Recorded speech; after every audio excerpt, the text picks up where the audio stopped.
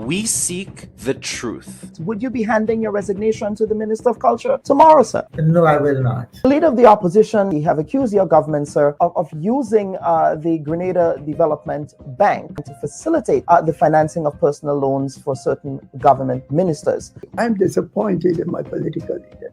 And why is that animating those political conversations now? This is a very interesting question. The Bubb Report with Dr. Kellan Bubb. Thought-provoking, truthful, unbiased, and truly original reporting.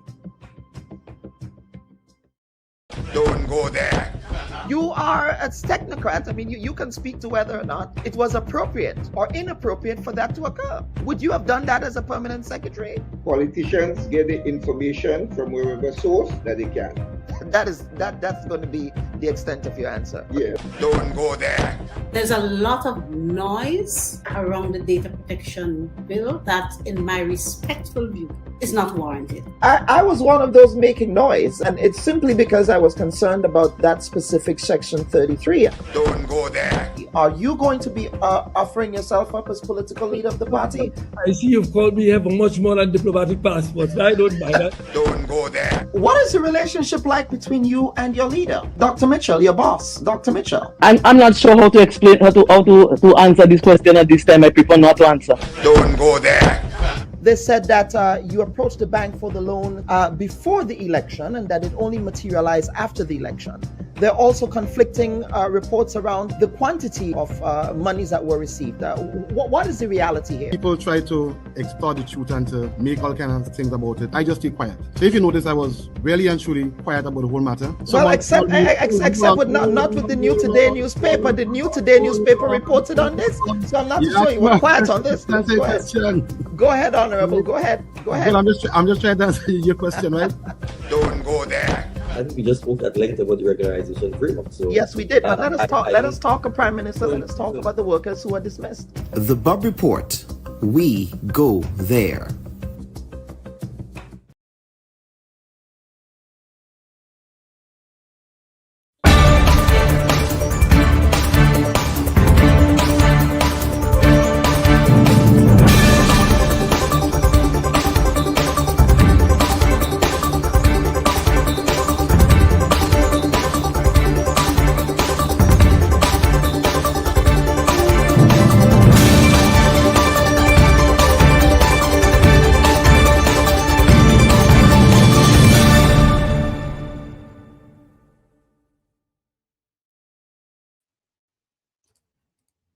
A pleasant good morning to all our viewers and listeners, and a happy Sunday to one and all. And we welcome you to this week's edition of the Bubb Report. I'm your humble host, Dr. Kellan Bubb. We thank you for coming in to the Bubb Report's space this week. First and foremost, I want to take this opportunity to congratulate the New York Knicks on their stunning victory last night. I honestly wish I was in New York last night because the scenes were incredible. As New York is, of course, my adopted home in the United States. It is the place where I was able to form roots and I was able to really find my feet in the United States. So the New York Knicks victory for me is in many respects very personal. And I do have in my family many Knicks fans, Jennifer, Ron, and Rodney, you guys are Knicks fans. And I know that you guys are ecstatic at the victory that the Knicks had last night. I trust that the sage worked because, you know, the Knicks had some bad juju, shall we say, when a certain character showed up to the game and they lost that game and we were worried. And then in the other game, it was also a come from behind victory. So if you are Knicks fans in the room, congratulations to you as well. And as we always do, let us hear where you're watching the Bubb Report from. Give us that roll call. Let us see who is coming into the room as we get into this week's edition of the program. And as you're coming into the room, folks, please remember to like and share this week's live stream. We do not have an editorial this week, and so we want to get straight into our conversation with our first guest who is here waiting with us. So here goes.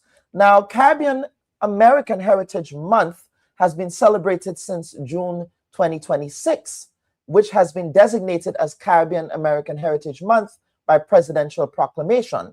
The month-long observance promotes the rich culture and heritage of Caribbean American people and their contributions to the United States of America.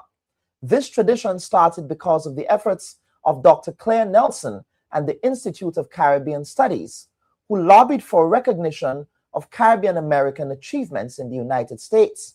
From politics to music, sports, literature, and more, Caribbean Americans have long been at the forefront of change and being pioneers in the United States. They knocked down doors, shattered glass ceilings, and were the first faces in so many industry spaces alongside their African American counterparts, springing solidarity into action. Now, there are many Caribbean Americans that folks may or may not know. We have folks like Maya Angelou, who has Trinidadian roots. The great Audre Lorde, one of my intellectual mentors and somebody who I'm inspired by her work. Audre Lorde is of Grenadian heritage, specifically of Carriacou background. Many Grenadians either don't know this, or those who know would choose not to acknowledge Audre Lorde, and I suspect I know why. Stokely Carmichael, also Trinidadian background. Cicely Tyson, Colin Powell. We have Celia Cruz, Shirley Chisholm, Harry Belafonte, Joy Ann Reid, Malcolm X, of course, whose mom is Grenadian. That's Louise Langdon Little. James Weldon Johnson, Marcus Mosiah Garvey, Jean-Michel Basquiat, the famous Basquiat, Haitian heritage, and Naomi Osaka, also Haitian heritage, are just some of the Caribbean American pioneers who contributed to the rich immigrant mosaic of the United States. And as we said last week, this month in June, we will be featuring Caribbean American movers and shakers who now call the United States home, but who are also doing so with pride in their Caribbean heritage. For this week's installment, we are joined by Delegate Gabriel Acevedo, who represents Maryland's 39th House District since 2018, when he became the Afro-Caribbean, queer, and Hispanic candidate ever to be elected to Maryland's highest legislative making body. That is the first person of Caribbean background to do so from that district. Acevedo was born in San Fernando, Trinidad and Tobago, and is the youngest of 6 siblings in a close-knit family. He grew up in the town of Couva and attended the Richmond Street Boys Anglican School and later the Couva Government Secondary School. Acevedo later immigrated to the United States, where he became involved in public service and community advocacy. And at this point, we're happy to be joined for this installment of Caribbean American Heritage Month. This week's guest, Mr. Gabriel Acevedo. Delegate Acevedo, welcome to this week's edition of the Bubb Report. I appreciate the time that you're taking to meet with us, sir, because I know it's a very busy campaign season in the state of Maryland. So, Delegate, welcome to the Bubb Report. Thanks so much for having me, Kellan. Yes, absolutely. This month, on the program, we decided to take some time to really show up our Caribbean American heritage, especially in these fraught times of anti-immigrant rhetoric and in these fraught times of attacks on immigrants and immigrant communities in the United States. So I want to begin by asking you, what does Caribbean Heritage Month mean to you? Well, first, again, thanks for having me on. Always good to be in conversation with you and to just continue talking, but on a different platform. As you mentioned, we are in the midst of election season here in the state of Maryland. And so I'm busy campaigning for re-election. And while the election is about a week away, the entire month of June is Caribbean American Heritage Month. And it's a month that I look forward to, not just as a Trinbagonian, but as someone who serves in a country where many Caribbean Americans have played such an instrumental role in building this state as well as the United States of America.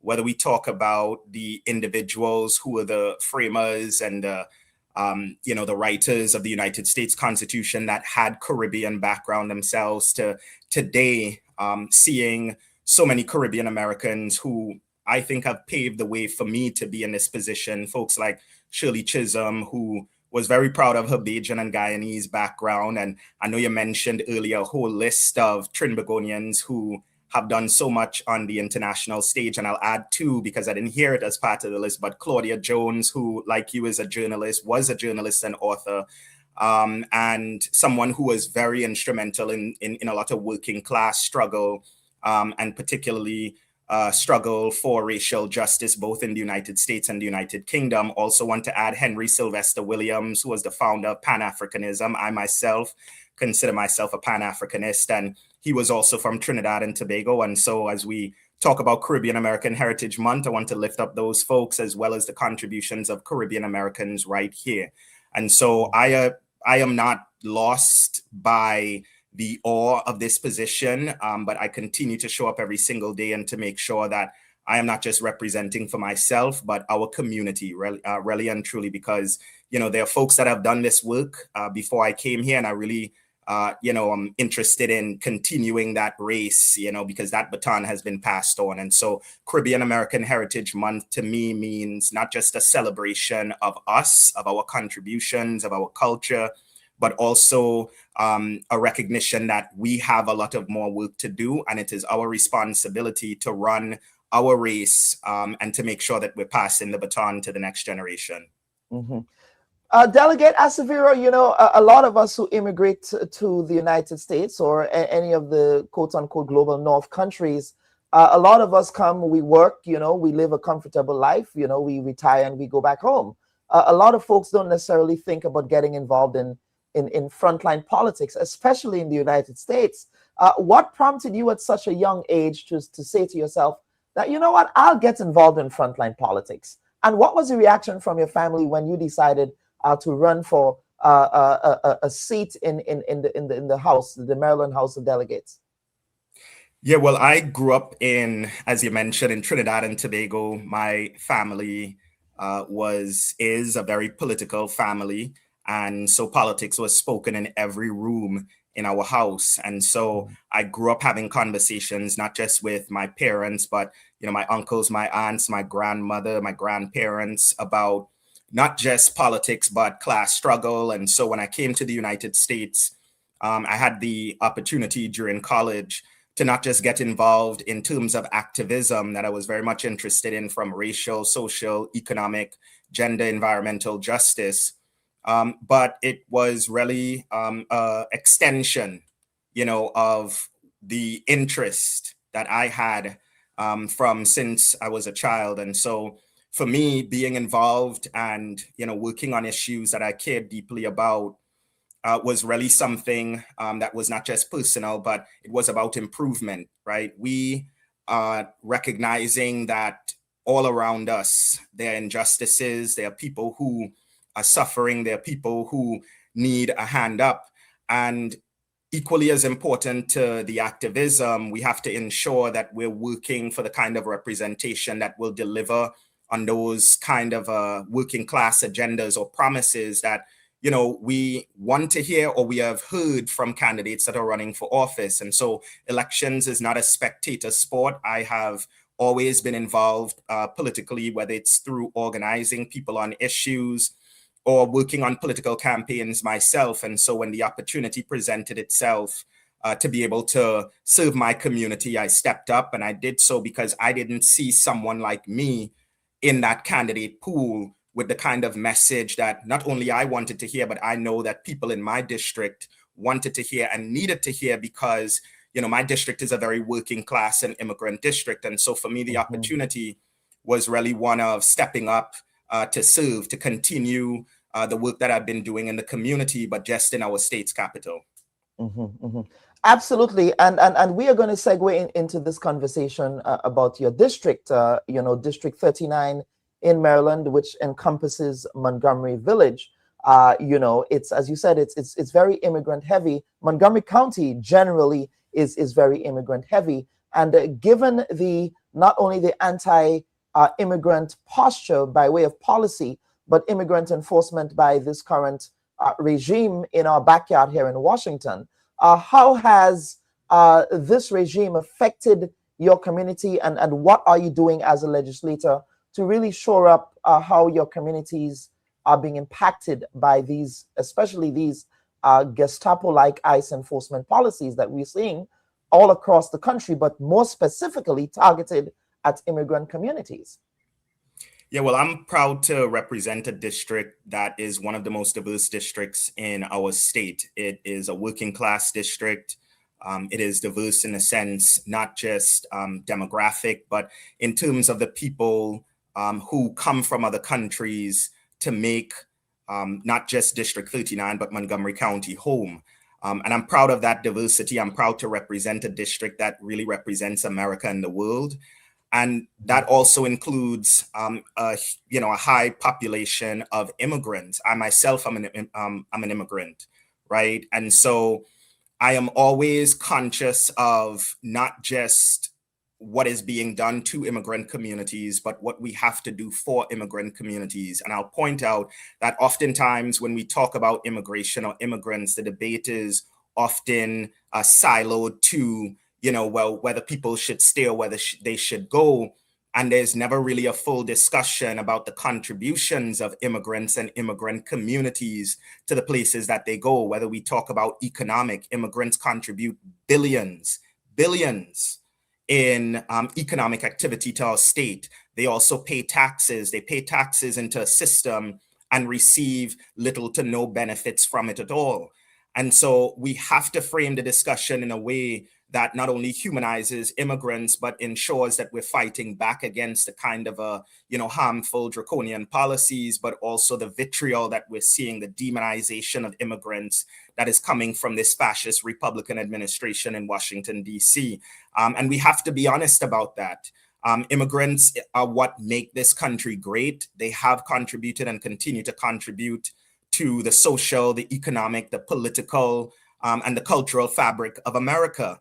And that is not, according to me, that is a historical fact, right? And so we have to ensure that we're showing up for immigrants and fighting back against this administration, because what we're seeing across on streets across America is the use of a terrorist organization, in this case ICE, as well as CPB, Customs and Border Protection agents, who are essentially, as you rightly pointed out, engaging in Gestapo tactics, kidnapping people off of streets.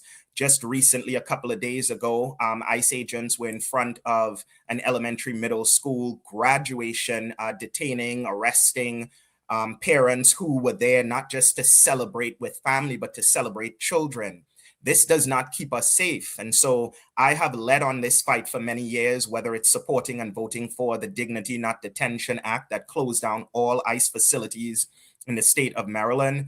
But also this year we passed a ban on the 287G program. And for folks who aren't familiar, right now, local law enforcement can cooperate with ICE in the kind of kidnapping and terrorization that we are seeing on streets across America. And the Maryland General Assembly, the state legislature, passed a ban on the 287G program. So now Maryland law enforcement can focus on public safety and local law enforcement and not be deputized to be immigration agents or be complicit in the kind of a violence and murders we've seen thus far that ICE and CPB agents have been engaging in. Absolutely. And we're not going to segue into your re-election. I know that you are extremely busy with that. So how is that going? This Maryland primary season is a very interesting one indeed. So talk about, I know that every time I speak to you, say, I'm going to a candidate forum. In fact, last week you were supposed to be here, but you had to go to a Jewish synagogue for a candidate forum there. And then when I spoke to you one time, you said, oh yeah, I'm knocking doors. I'm going, as we say in the Caribbean, you're going house to house. So yes. How has the campaign season been so far? Well, as you pointed out, Kellan, in 2018, I made history. And since then, I've been making progress on behalf of District 39 in our state's capital. I'm proud of the work that I've accomplished, both legislatively and in terms of actual dollars that we've brought back to the district to improve people's lives. And so I am, as you know, a democratic socialist. I believe in working people. I believe in an economy that works for everyone and not just the wealthy and the connected few. And so I will continue to do that. And over the past 8 years that I've been serving this district, we have accomplished so much, passing Anton's Law, which was significant police transparency and accountability legislation in response to the killing of Anton Black and what we saw across the United States with the Black Lives Matter uprising. I passed the Equal Access to Public Services Act that made sure that people had, access to government services. Whether English was your first language, whether you're a person with disability, you should be able to get connected with and support if you live in our state and you need that kind of help. In addition to that, I've brought back millions, whether it's in projects or work with our Democratic majority to deliver on a number of issues, whether it's banning ICE detention centers or whether it's codifying, reproductive health care, or whether it's criminal and juvenile justice reform in a way that recognizes the humanity of Black and Brown youth who constantly are being caught up or put into a criminal legal system that doesn't see them or their humanity. And so I am proud of the work that I've done. And I feel like, as long as, working people, as long as poor people, as long as vulnerable communities are continuing to catch hell, then our work really collectively as a community and my work as a representative is not finished. And so I'm going again for re-election. And I'm not just standing with a message, I'm standing with accomplishments. And that's what we've been doing, communicating that to the doors. I don't take anything for granted. And yes, Kellan, I've been busy, but if you see me less, it means I'm doing more. So yes. Right. Absolutely.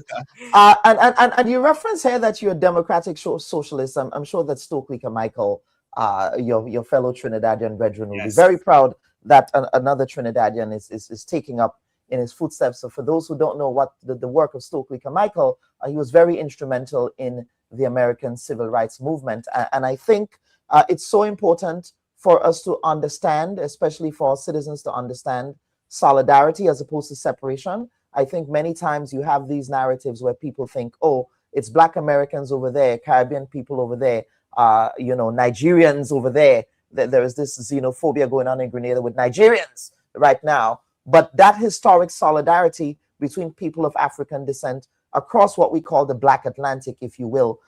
So let us talk about one of those issues around solidarity that really binds people of African descent wherever they are.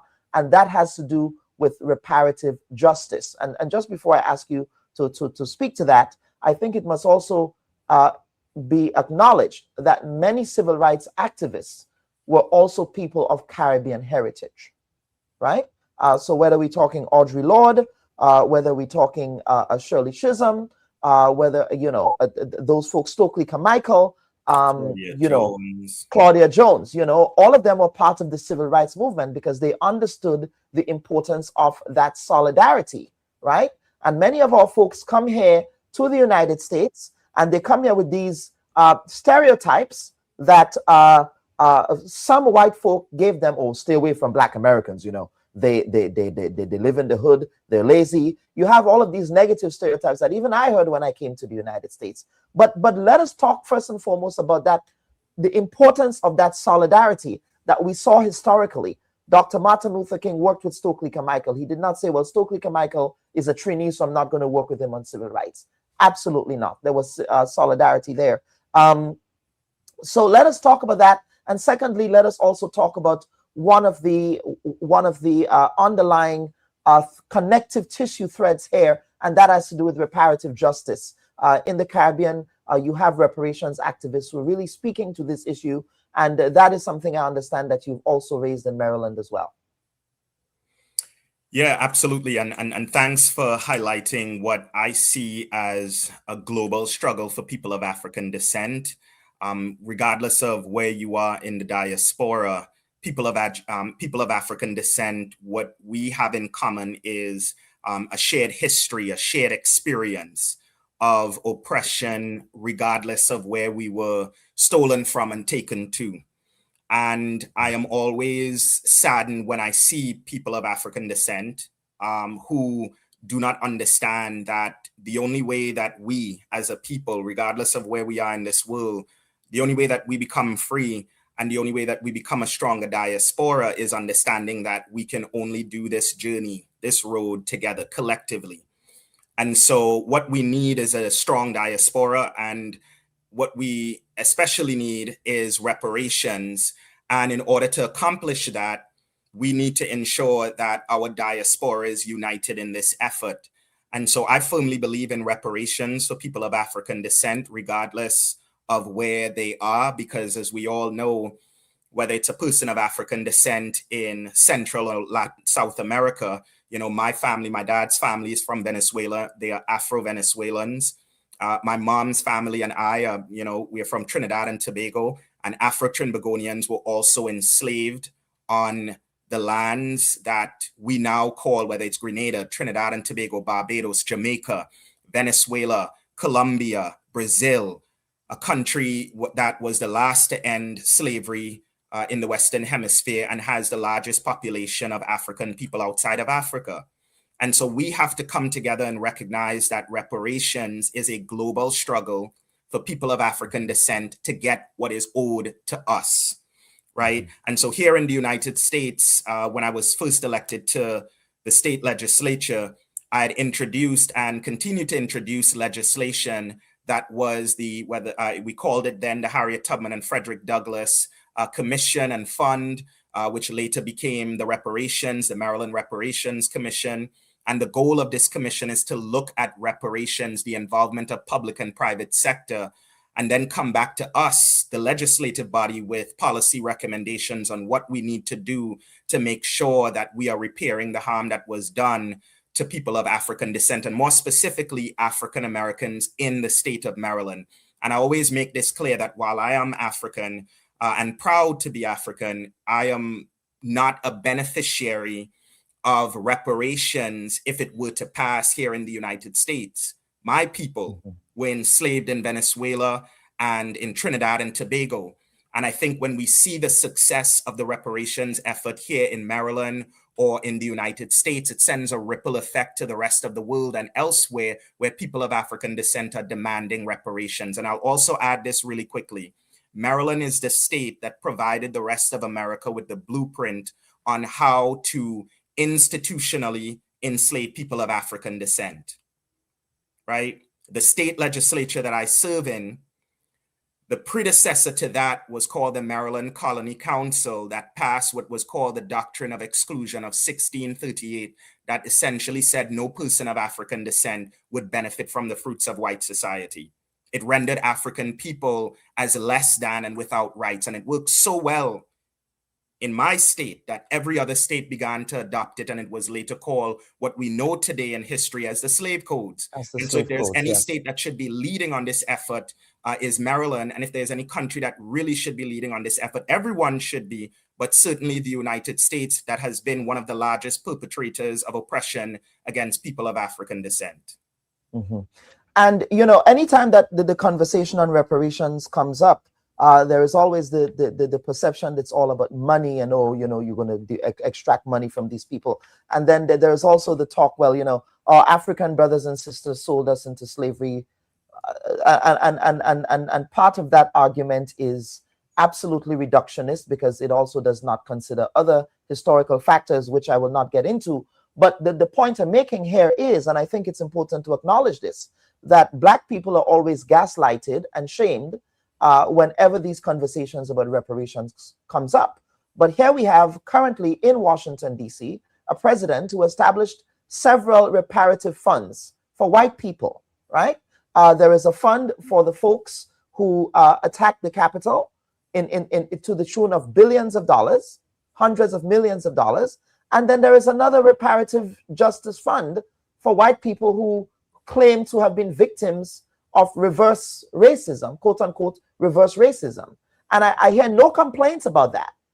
There are no complaints about the hundreds of millions of dollars, the billions of dollars that people, our tax dollars in the United States, are now being used to compensate people for reparations. It's the same thing that people of African descent have been clamoring for. But here you have a president who is able to do that, and nobody talks about it. With the same gaslighting.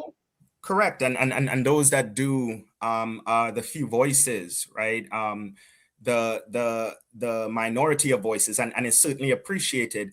But I think what that really speaks to is, as I put it, watch whiteness work. This is an example of how whiteness works, not just in this country, but globally. White supremacist ideologies perpetuate this idea that any perceived wrong against a particular group, in this case, individuals who are white or considered white, should be corrected, but any harm, any oppression that was done to people that look like us, people of African descent, should be ignored, should be overlooked, or we should get over it. We hear a lot of the get over it, right? It was centuries ago. And I think reparations is about not just recognition, but, recognition is really a process. It's not an event. It's a process. And the first thing is we have to ensure that the recognition is there first. People are aware of the history. There is acknowledgement of that history. And the second is really the reconciliation that needs to happen with people of African descent, in this case, African Americans, right? We cannot be the United States of America. We cannot have unity without justice. And you can't have justice without truth-telling, and you can't have truth-telling without courage.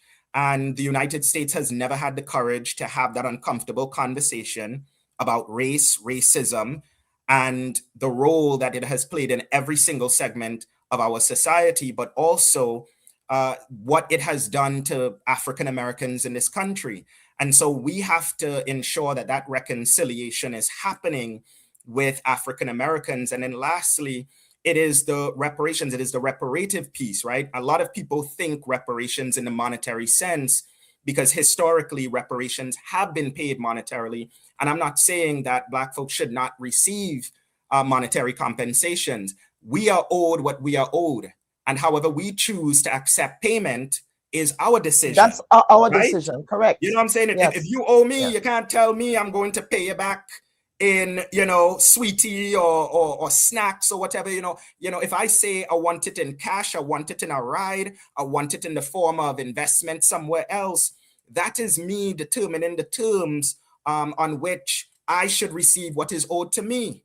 And so reparations is inclusive of monetary compensation. It is inclusive of investments in our communities, because we know that communities where there's a large population of Black people have been disinvested in.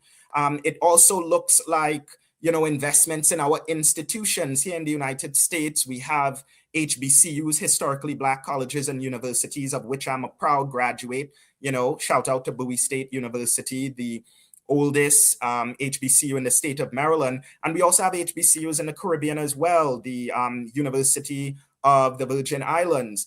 And these are institutions that were created by, African Americans, because at a time we were not just seen as less than, but we were denied entry into spaces of education to be able to advance ourselves. And so instead of attempting to get into these spaces, what we end up doing was building our own institutions. So reparations looks like also investing in our HBCUs, investing in our communities, right? Monetary compensation, supporting Black banks, all of it. And so I want us to really rethink reparations and stop thinking solely on monetary. This is about reconciliation, and it is also about recognition of the harm, the pain that was done to Black people. And we have all watched for centuries as other groups have received reparations. But every time there is the question of the Black person, suddenly the conversation becomes complicated and people disengage. We can't have that. Absolutely, and the gaslighting is just astounding to me. Big and time. I'm also a proud graduate of an HBCU myself, the great Howard University. Right. I just had to throw that in there, sir.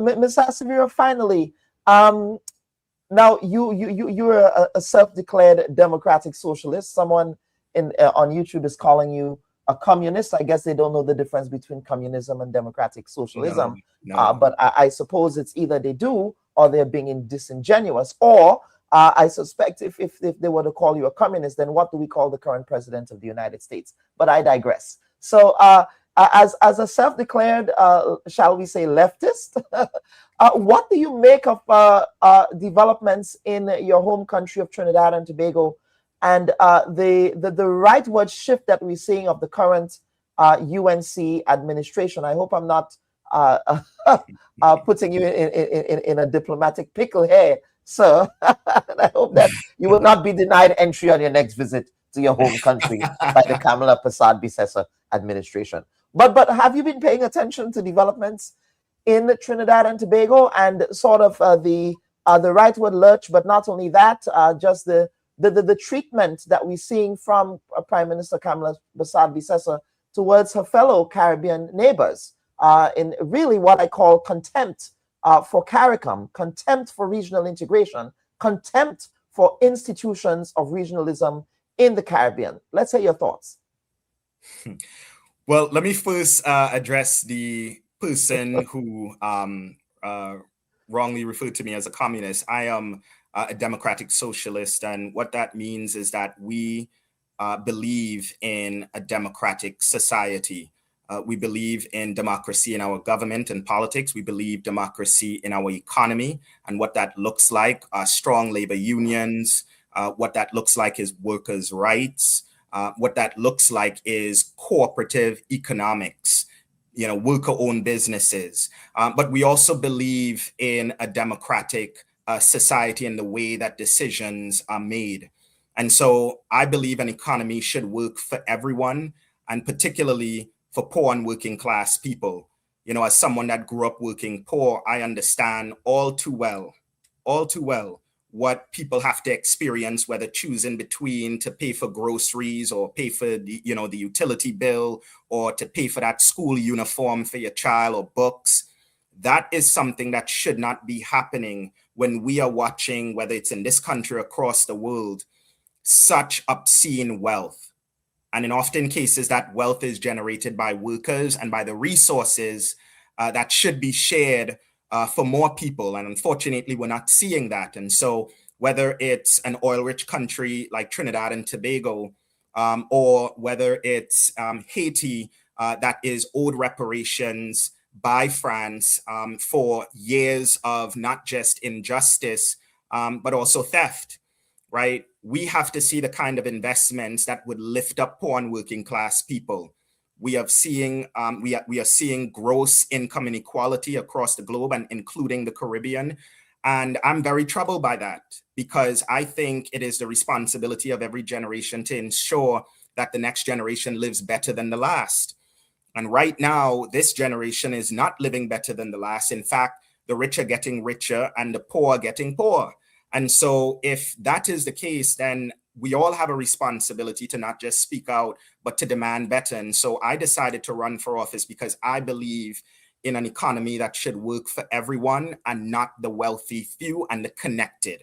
And so I will just, not just park that to the side, but I'll say as far as Trinidad and Tobago, I think what I would like to see more from, this government in particular is a commitment to regionalism and to CARICOM. We are a small island developing state, Trinidad and Tobago. We punch well above our weight, and we have a lot of natural resources that can and should be used for the benefit and the upliftment of Trinbagonians.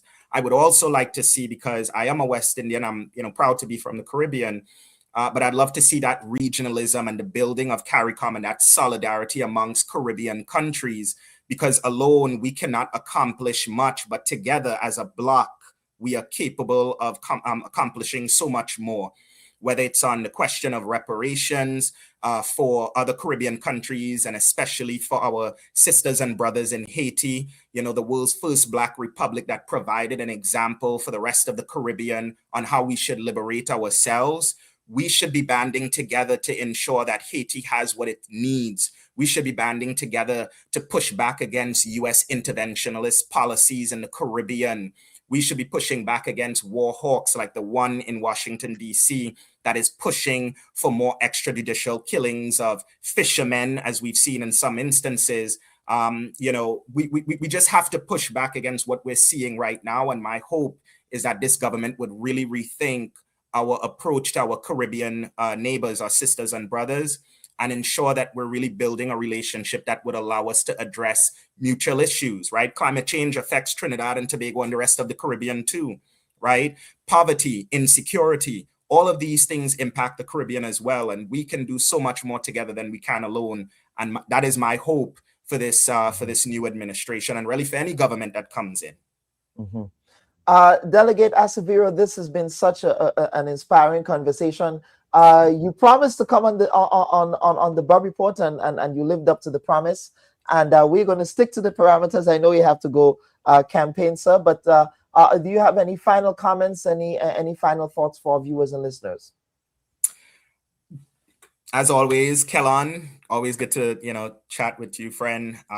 Thanks for having me on the show and the opportunity to not just talk about my race, but really issues of importance to our people. And when I say our people, I mean so much more than just Caribbean people, right? And folks, viewers that are looking to understand. Who understand. What's understood don't need to be explained. Right. And so I'm just so appreciative of this time, and just always happy to see you in your element doing your thing, sir, and just continue to raise the issues and highlight individuals who are doing good work out here, because there's a lot of work to be done in order to uplift Caribbean people, in order to uplift people of African descent, and really to build a better world that I know is possible and certainly worth fighting for. And my hope is that more people would join in that fight to ensure that we have more kids that are going to school with full stomachs so that they can get a full head of knowledge, that we could ensure that generations prior don't have to look at generations continuing to deal with the same struggles that they have dealt with. So that's my message, and happy Caribbean American Heritage Month. And as always, brother, thanks so much for having me. Yes, absolutely. There's one final comment here. Somebody said when I reference Howard University, where the late Dr. Eric Williams made a name for himself as an honorary professor of philosophy. That is very true. That is very true. And he is right. Howard University has a very special place in the Trinbagonian diaspora. I'll really say the Caribbean, because there's a huge Caribbean student population there. It's amazing. But yes, Howard University has a special place in the Trinbagonian community, not just because of Dr. Eric Williams and the work that he was able to do there and teach and, publishing, capitalism and slavery. But Howard University, it's what I believe its former current president, Dr. Wayne Frederick, is also Trini. And my dad and my siblings, my sisters, brothers have all went to Howard as well. So yes, big up to Howard, big up to the HU, and I'll leave it there. Yes, absolutely. Delegate Acevedo, thank you so much for appearing on the Bubb Report this week. Thanks so much, Kellon. Yes, absolutely. Viewers and listeners, that was Delegate Gabriel Acevedo. He is a Caribbean American delegate in the Maryland House of Delegates, which is the equivalent of Maryland's legislature here in the state of Maryland. And he made history in his district, District 39 in the state of Maryland, as the first person of Black and Caribbean descent to be elected to the House of Delegates. He's also running for re-election. That re-election for Maryland is Maryland primaries. That's happening later this month. Well, I believe it's in a week, and so campaign is on. Campaign is on. There are campaign flyers everywhere here in the state of Maryland.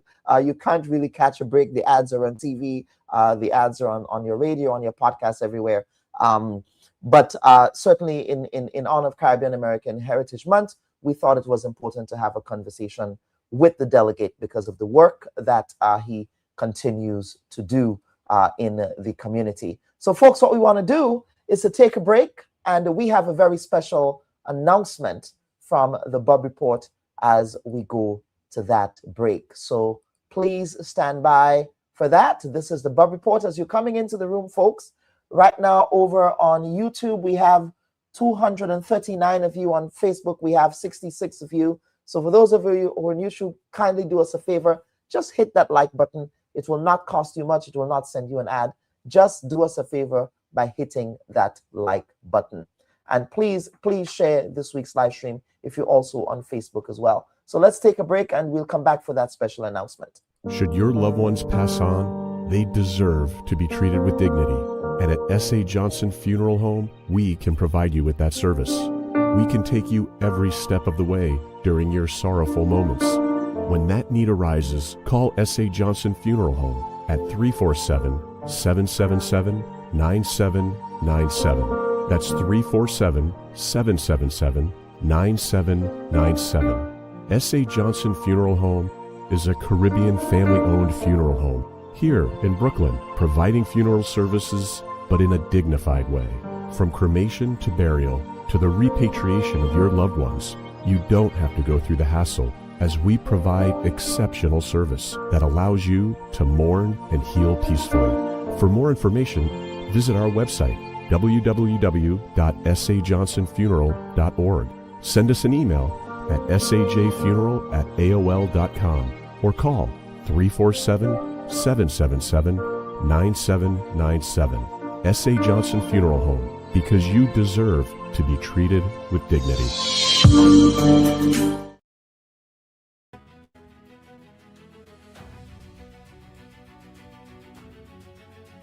Hello everyone to our special series, Conversations with the Candidates. This is a series that we produced in the lead up to the last general elections in Grenada, and we are happy that we can return with it this time around in 2026. With Grenada's general elections just 1 year away, we are embarking on a crucial journey to sit with the citizens that are vying to shape the future of Grenada by way of parliamentary and executive public service.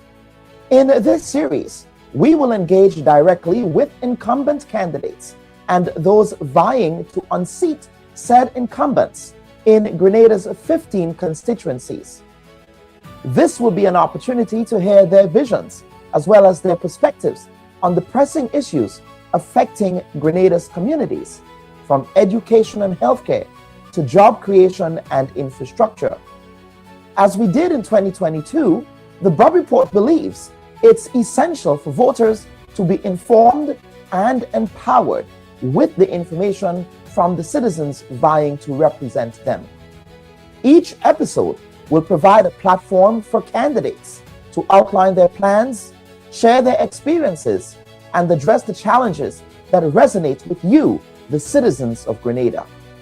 We also want to use this opportunity to hear from you, the viewers, your concerns and your issues that you feel must be addressed by the candidates of all three major parties.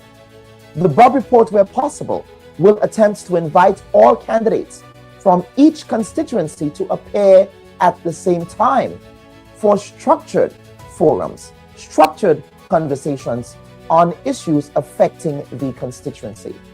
So if you feel as passionate as I am passionate about hearing from your representatives in the same place, then please do us a favor by petitioning them to join us in an attempt to break bread from the same proverbial table, if you will, in the interest of Grenada's national development.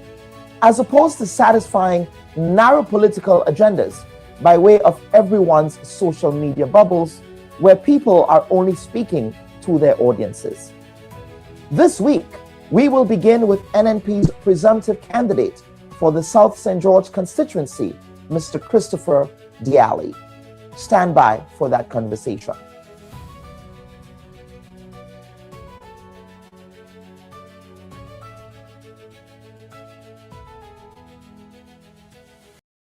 Now, folks, we welcome you back to this week's edition of the Bubb Report and to this our very first installment of conversations with the candidates on the road to the polls in Grenada.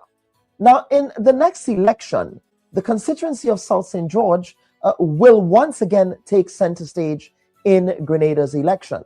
Now, one may argue that the South is perhaps representative of the entire electorate in Grenada, since it's the country's biggest constituency by registered voters, not necessarily the biggest constituency by geographic area, just by registered voters. So it's in fact a very densely populated constituency. The biggest constituency in Grenada by area is the constituency of St. David. Now, in the upcoming election, three candidates will be vying to contest in this election, and two of them, that's Miss Charmaine Gibbs as well as Mr. Christopher Allie Junior, they will be vying to unseat the current incumbent, that's Mr. Andy Williams. All three candidates, folks, all of them have some measure of name recognition in the constituency. In fact, one may argue that all of these candidates have some kind of entrenchment. In other words, they are known in various communities in the South. So one may argue, I'm not a pollster, I'm only a communications expert, that one may argue that name recognition perhaps accounts for something in elections, right? That is an argument that could be advanced here. Now, in NNP's 2013 landslide victory, Mr. Nicholas Steele, he won the seat by a comfortable margin of 3,536 votes, defeating Mr. Raymond Roberts, the NDC candidate at the time.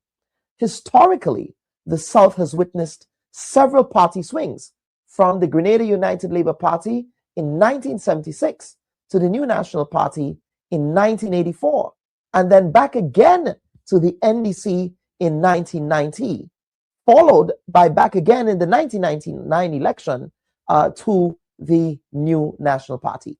In 2003, the people in the South decided to go back to the National Democratic Congress, as they did in 2008 when they elected Mrs. Glenys Roberts on 2 occasions on an NDC ticket, before going back to the New National Party in 2013 under Mr. Nicholas Steele. Now, historic trends, therefore, suggest that this, in fact, may be a swing constituency, and it may be representative of trends that might be occurring in the rest of Grenada. But will this trend hold up in this election? The voters are the ones who will decide that factor. Now, across the polling divisions in the constituency, I think that data point is very important to acknowledge. There were at least 10,983 registered voters across 8 polling divisions LO1 to LO8, with the largest polling divisions being LO7, which is the Blessed Sacrament RC School in Grand Anse. There were, and again, that data comes from the 2022 general elections, 2,577 electors, or 23.5% of the electors, followed by the LO8 polling division, which is the least government school, or 2,493 folks there. The smallest polling division is the Springs polling division, which is LO2, the Child Development Center in Spring, just 411 electors as of the 2022 election. And we know for a fact that in respect of the polling that and voter registration, that these numbers are subject to change owing to people who have died and owing to new people who have registered to vote. And we'll be having an entire conversation about voter registration with the supervisor of elections. That conversation will be happening this month as well. Now, in the last election, as I articulated, Mr. Williams, he won in every single polling division in the South St. George constituency, and he won 4,029 votes, or 57.5% of total votes cast in that constituency, followed by Mr. Nolan Cox at a mere 42.3%, or 2,960 votes cast there for Mr. Nolan Cox. So let us look at it. Let us look at the data from each of the polling divisions. As you can see in this chart, and again, this is the results from the last election. Overall turnout by polling division. If we look at LO1, LO2, right? We're looking all of the polling divisions. Williams in LO1, he had 461 votes. In LO2, 130 votes. LO3, 290 votes. LO4, 444. LO6, 626. And in LO7 and LO8, those were his biggest totals. LO7, 860. LO8, 931. But there is a very interesting data point with this particular constituency. All of the candidates who have won elections in the past in the South St. George constituency in the 2000s, they were able to win every single one of those polling divisions, with some exceptions here or there. But we are looking at the data, and for me, being able to appreciate those crosstabs, I think, is very important to establish here. So in order for either of those candidates, whether it's Ms. Gibbs or whether it's Mr. Allie Junior, who is appearing on the program today, there is a lot of work to be done, especially in polling divisions LO7 and LO8, because those, as I said, are the biggest polling divisions in the constituency. And if they're able to run up the totals there, then one can surmise that so goes LO7 and LO8, so goes the entire constituency of South St. George for whoever that incumbent will be. So folks, stay tuned as we sit with the presumptive candidate for the new National Party in South St. George constituency, Mr. Christopher Allie Junior. Stay tuned for that conversation. Hi everyone. The Bubb Report is committed to being fearless, balanced, and independent, bringing you the stories that matter most without compromise. Now do us a favor. Remember to like this video and subscribe to our channel. Hit the bell so you never miss an update. You can also watch us on GBN TV every Wednesday at 5 p.m. Catch us on WPG10 television every Sunday at 8 p.m. Your support helps us to keep journalism free from bias and influence. And together, we can make sure every voice is heard and every fact is verified. Thanks for watching.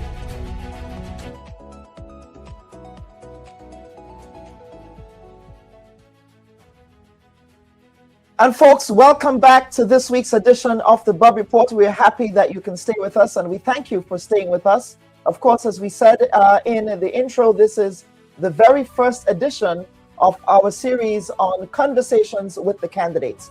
And we're now happy to be joined by NNP's candidate for the South St. George constituency, Mr. Christopher Allie Junior. Mr. Allie, sir, welcome to this week's edition of the Bubb Report. And you, sir, are our initial interview in this conversation with the candidate series. So we're happy that you can join us, sir. Welcome. It is truly a pleasure and honor to be here, Kalon, with you this morning. And to all your viewers, good morning. And can't wait for this lovely interview to this morning. Yes, absolutely. And Mr. Allie, again, our commitment, as I said before, is to really speak to the micro issues affecting each constituency. Ideally, I would love to get a commitment from you if you would be okay to appear with Mr. Williams in the future for a structured forum. I see a smile on your face, so I take it that's a yes, sir. Am I getting a yes from you? You get the most resounding yes from me. I'm ready anytime. Absolutely. And I want us to set the tone for this, because I just find it frustrating that folks are not talking to each other. They're talking past each other. And everybody tries to rebut on their social media channels, right? You know, and so we really have to get beyond that. So our commitment, as we did in the last election, is to get people to appear here together. We have not been very successful, and we continue to not be successful. And quite frankly, it happens on both sides. So for folks accusing us of bias, etc., talk to your representatives, folks. Talk to them. But Mr. Allie, welcome to this week's edition of the Bubb Report. And you know, you've appeared on other media platforms ad nauseum. So we do things a little bit different here. And there are going to be some icebreaker questions before we get into issues affecting the constituency of South St. George. Now, the first question that we have here, the first icebreaker question, sir, if you could switch places with one of your friends for a day, who would it be? And what would you be doing? There's a friend of mine, Jerry, who is an avid free diver. And his days, anytime he's in Ireland, is to just spend hours under the water, getting lost there. It's probably the most relaxing thing you could do on a daily basis. And I probably, if anytime he talks about his time here, I'm constantly jealous of how he spends his days. So yeah, I love the ocean and I love that type of activity and that kind of job. So if I had to switch places, so you love the ocean. Do you go on the beach every day? Not every day. I wish I had a schedule to accommodate that, but I try to go every weekend, sometimes after tennis or after a workout, but I try to go at least 2 days a week. So you do play tennis and you work out. Table tennis or regular tennis? Lawn tennis. Lawn tennis, recently, okay. Yeah. All right, which takes us to the next question. If you can compete in the Olympics, I suspect it would be tennis. Nah. Is the sport you would play? No. It will be my first love, which will be boxing. Boxing. At one point, I really wanted to go to the Olympics for boxing, for amateur boxing.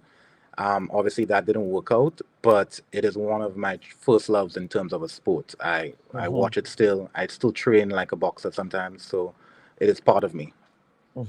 And the final question, Mr. Diali, sir, if you could meet any historical Grenadian figure, who would you choose and why?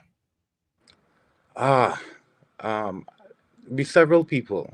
To be honest, I grew up with my grandmother, so I had the privilege of being close to like our true patriots in this nation, like Sir John Watts. I wish I could like have a conversation with him today as a politician to hear his opinion. I would love to have met Brother Bishop and all these things like that, Morris Bishop. So like all these pivotal, the person who the South was always known for, Brother Gary, who was always like, the South is part and parcel of what he brought to the table as a leader. So these are the individuals I look at very often, and I wish I were able to have a conversation with them. So Eric Matthew Gary, he indeed lived in Grandance. He actually died in Grandance as well, at that time. So Mr. Diali, let us get into the conversation. As I articulated in the intro, South St. George constituency is Grenada's largest constituency by population distribution. And so there are a lot of needs in the constituency, but we want to begin by really addressing business development issues. Let's talk about the landscape of the South right now as a geographic area that one might say is Grenada's preeminent engine of economic activity, especially in the context of tourism. And what are some areas of business development you see that you would identify and address as a presumptive MP, the candidate, and if you do win the election there as the MP for the area? Well, let me just start by saying the South is the economic capital of Grenada. It wasn't always like this, but it became like this because of the certain attributes the South has. The South has the most vibrant tourism district. It has a very active social scene, and it has a lot of retiring communities, residential neighborhoods, manufacturing districts, other government services. The South encapsulates a lot of different parts of Grenada. Now, what I see now is a terrible situation in terms of business development. Business in the South has been stagnant for the last almost 4 years. The South, a lot of businesses right now are complaining about a 40% drop in business as of this year. Now, I have a vision for the South, which is to lean on our strengths as a community. We have a vibrant tourism district, and we have to grow that in a better way that affects everybody in the constituency. So I have a vision for bringing in an entertainment district, a nightlife, to boost our nightlife in the South. because you can't have a economy that has tourists coming in on a Monday to Wednesday, and when they're looking to go out for a drink or go to have fun, nearly everywhere across the South is closed.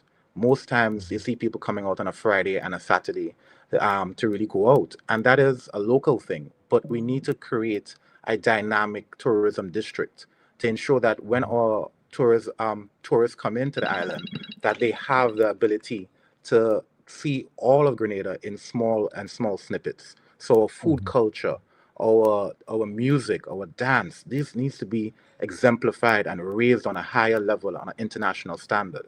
And that is what I see for the South. I see so much economic gain that is untapped in the South. And my job as a candidate is to also highlight where we are not taking advantage of these gains, and to make sure that these low-hanging fruit is being able so I could be able to get those low-hanging fruit when I am elected into office. So that is what I'm trying to do. Let us unpack what you just articulated here, Mr. Allie Junior.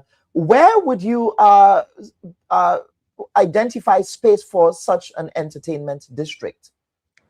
Well, just say I have identified a space as already. I'm just not going to release that information as yet, but we do have to have a tourism district that also showcases our beauty as a destination. We have so much areas that is untapped. So I see areas along the Grenada beach and along that corridor of the South to be an area where we can also take back properties that are no longer performing to its level and ensure that it is redeveloped to ensure that there is a tourism aspect that could be gained for it. So that many patrons and many people in the community can start livelihoods and start businesses through that endeavor. Because currently, and the reason why I ask this question is because, when I visit Grenada, I spend a lot of time in the South, let's just say that.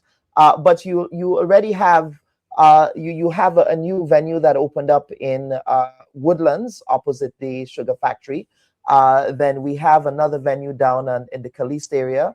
I think they do bowling there. The young people go there. I went there once and I said, okay, this is liquor trade renting. I'm going home. I did not, that was not my crowd. And then you have down at the SGU. The SGU is expanding exponentially and significantly. You also have the Wall Street area, which is, very vibrant. I mean, anytime I pass there is activities there. So I'm just trying to understand when you reference that, that there isn't much activity during the week, then how do you square that against the places that currently exist? Is this a case that, is it a structural issue, or is it that, businesses just prefer to open on weekends when folks are outside more often and would use that time to spend their money? Well, when you look as opposed to during the week when they're working. When you look at where our community is designed, most of our hotels are along a coast. And the South is technically an area, if you're a tourist and you do not have a rental car, how do you get to 5 different locations spread throughout the South? You just mentioned in Woodlands, in True Blue, Caliste. There's so many different places within the South to hang out. I agree. When I'm going out, we would start by Esther's Bar, and then we would have to go down to True Blue, and then we may end up in Lansapine. But in all that activity, there's driving and getting to traffic, and if you don't have a car, you have to get a ride with a friend. It is not convenient and it's not efficient to have that as a tourism district. You need something that represents something like St. Lawrence Gap or other types of areas, in the Caribbean that has a planned type of development. What the South is business people taking advantage of opportunities and rental spaces where they can get it.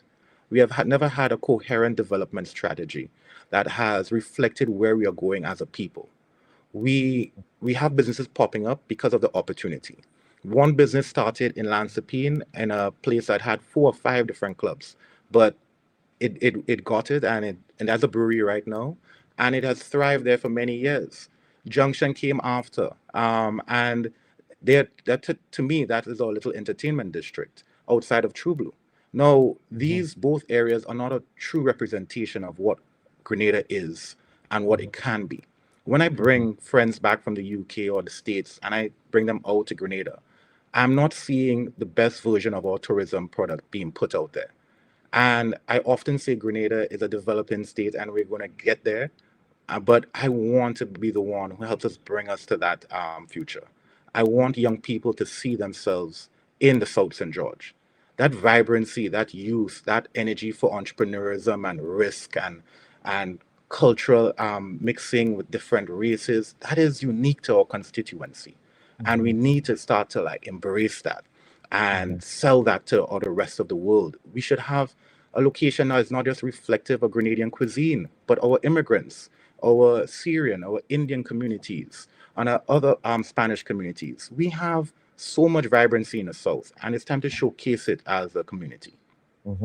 And really, you really segued before I did into the question of tourism and what the tourism experience should be like.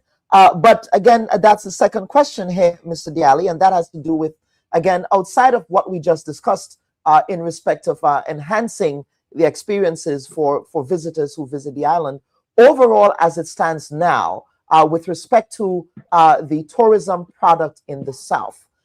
What rating would you give the tourism product in the South? Right now, I see so much potential on the table. I would give us a 6 out of 10. I think we're barely scratching the surface of where we should be. I think the only part of our country that has been truly urban developed has been the tongue of St. George by the British. Since being as an independent nation, we have never master planned our communities, zoned it off, created areas of investment and areas of healthy activities. We have areas of the South that are not connected all by sidewalks. We need to make sure that there's areas for people to jog, go yoga, for elderly to go out and work on and relax and work out with a stretch or two. And we need areas that helps all our community live a better life. And that is what we need to start to think about in a broader context. It is not just about creating a model for tourism and where our guests come in and they feel like, yeah, this is perfect Caribbean island. We also need our people in our communities in Guancay and the Caliste and the Valley and the Fenton villages, the Belmonts. We need everybody to feel a part of the community, that they themselves are being taken care of.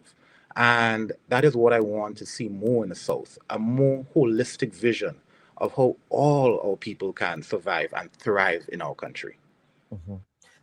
Well, I mean, the South does have an open space that is the Camahan Park.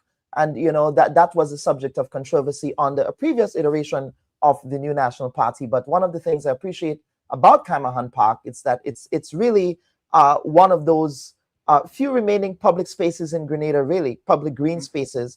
And I honestly think in the context of a policy level, we need to reimagine urban development in such a way that we have urban spaces for people. Because having, open space in urban centers for people is, in fact, a health imperative. It's a public health imperative, right?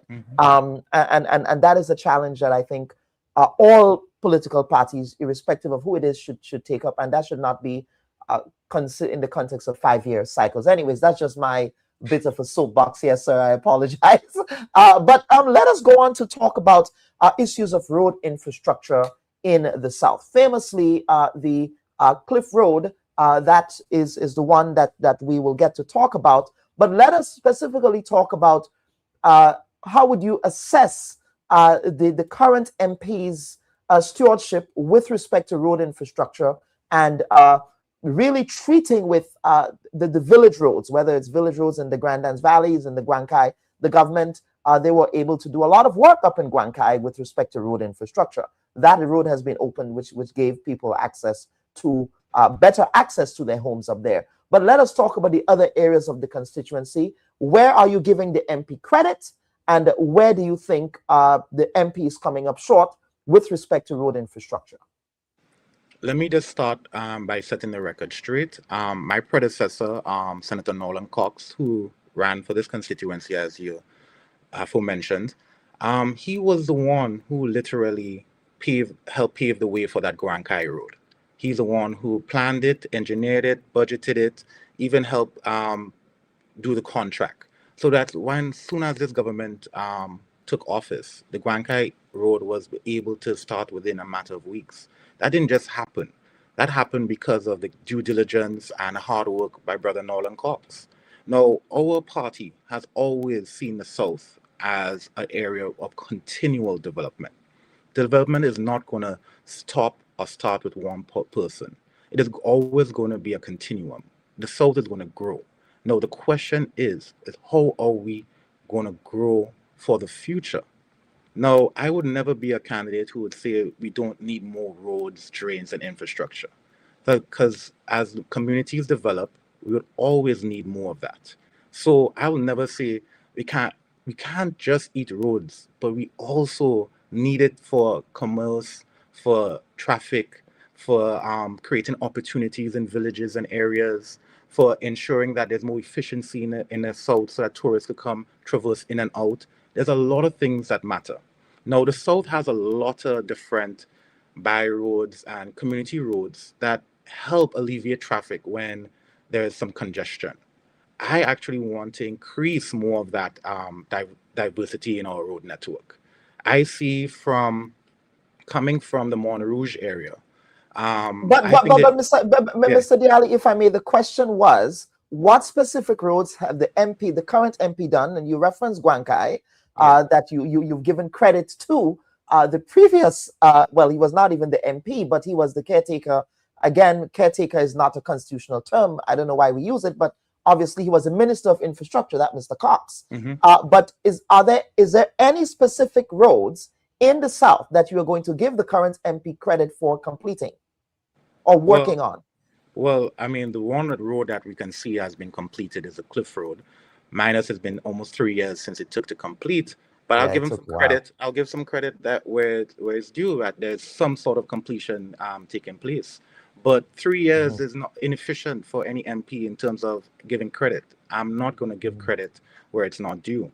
The South is an economic bastion. Efficiency means everything. If we're taking 3 years to complete infrastructure work, you're taking away so much from people's livelihoods and from people's areas to do business. In that same Cliff Road, there were like 3 shops or 2 shops that were basically out of business for that whole time. People did not pass by or even stop by.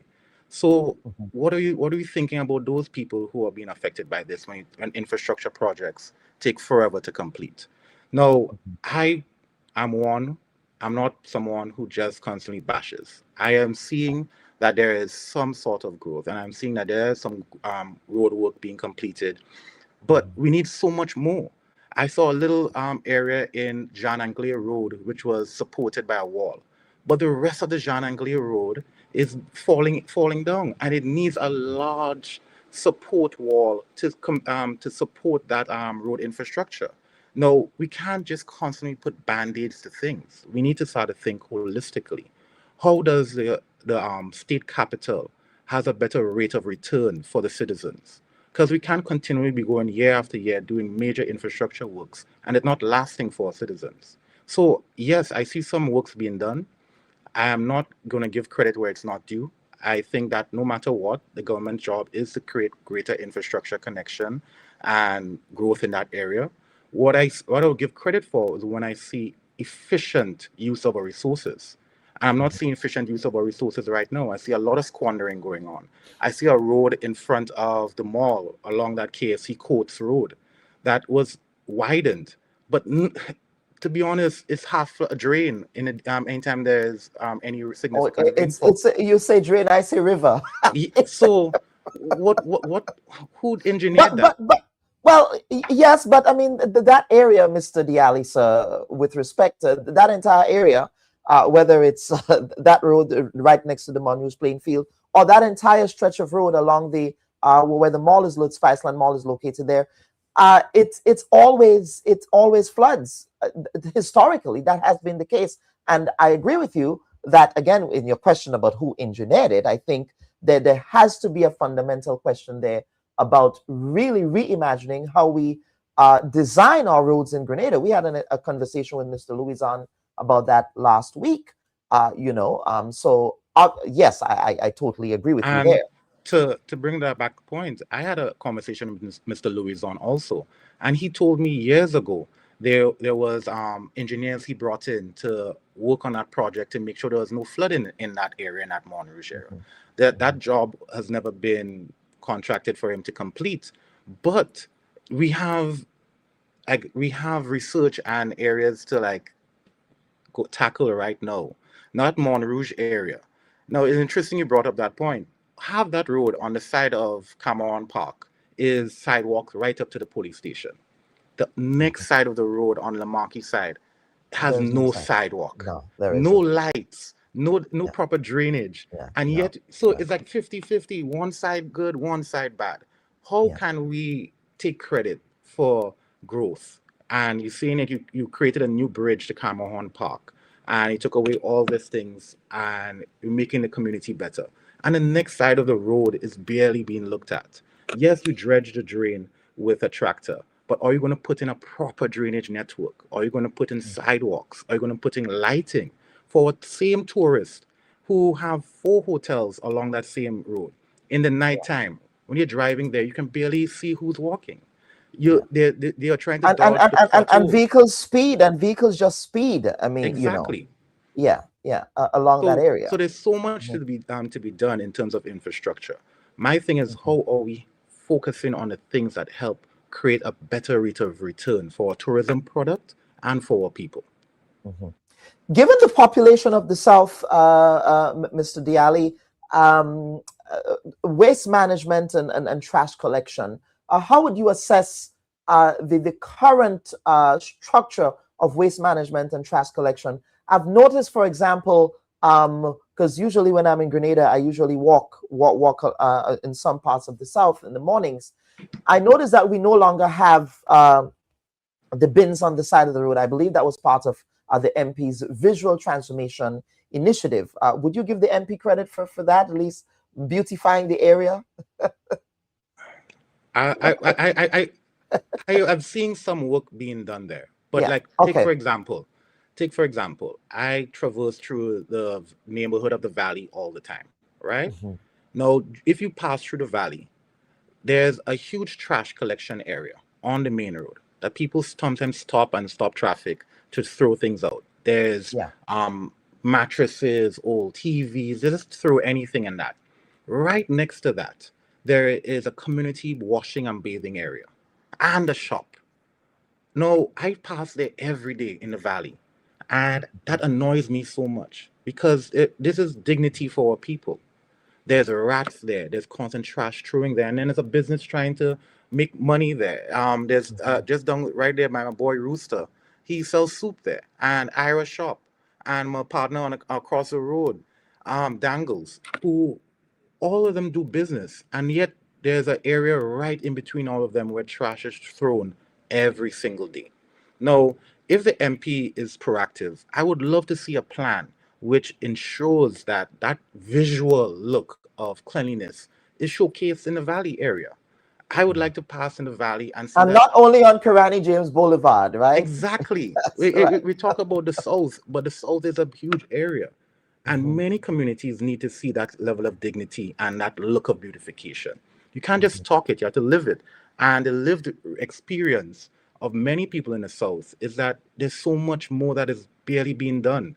And as I mentioned, that situation in the Valley, in terms of trash picking up, I actually want to see more trash picking services because we have a huge community, a lot of residents, tourism and all these things. We have to make trash collection a high priority in the South, but also we need to create beauty that is not just trash on the side of the road, but we need to create a level of community development that allows people to see their community in a beautiful aspect. And just where you take away that area from that bin in the Valley, renovate and fix up the washing facilities, give people a better situation, create open bathrooms that are better served for people who are elderly, make sure there's proper rain showers that ensure that people can take care of themselves better and have sitting areas in the shower to wash their extremities because they're old and they can't make it. These are the kind of dignity we have to see in our planning. And when I see the Valley, I see so much more on the table for people to get. And that is what I believe. I want to see more trash collection. I want to see more beautification of the community. And I think we're just barely scratched the surface. Yes, absolutely. And trash collection, so I suspect that will be part of your pitch to the constituents improvements in that area. We are now going to segue into housing and affordable housing as well. There are two parts of this conversation. And viewers and listeners, let me just say that whenever the Member of Parliament for the South St. George constituency, the Honorable Andy Williams, because we intend to reach out, invite everyone, as I said, whenever he comes to the platform, the same questions that we are posing to Mr. Allie will be the same questions that will be posed. In fact, all of the questions will be based on the research that we are currently conducting on issues affecting each of the constituencies. And all of the candidates will be posed with the same questions. So there is no agenda on my part here. And for those who are calling, this is not a live call-in show. We don't take calls. So let us go on, Mr. Allie, to talk about, in the context of housing and affordable housing in the South St. George constituency. Let us talk about your views with respect to what currently are the challenges of housing in the South and what you intend to do to treat with those deficiencies that exist, especially in the context of affordable housing. Well, affordable housing is truly a hidden and large issue in the community.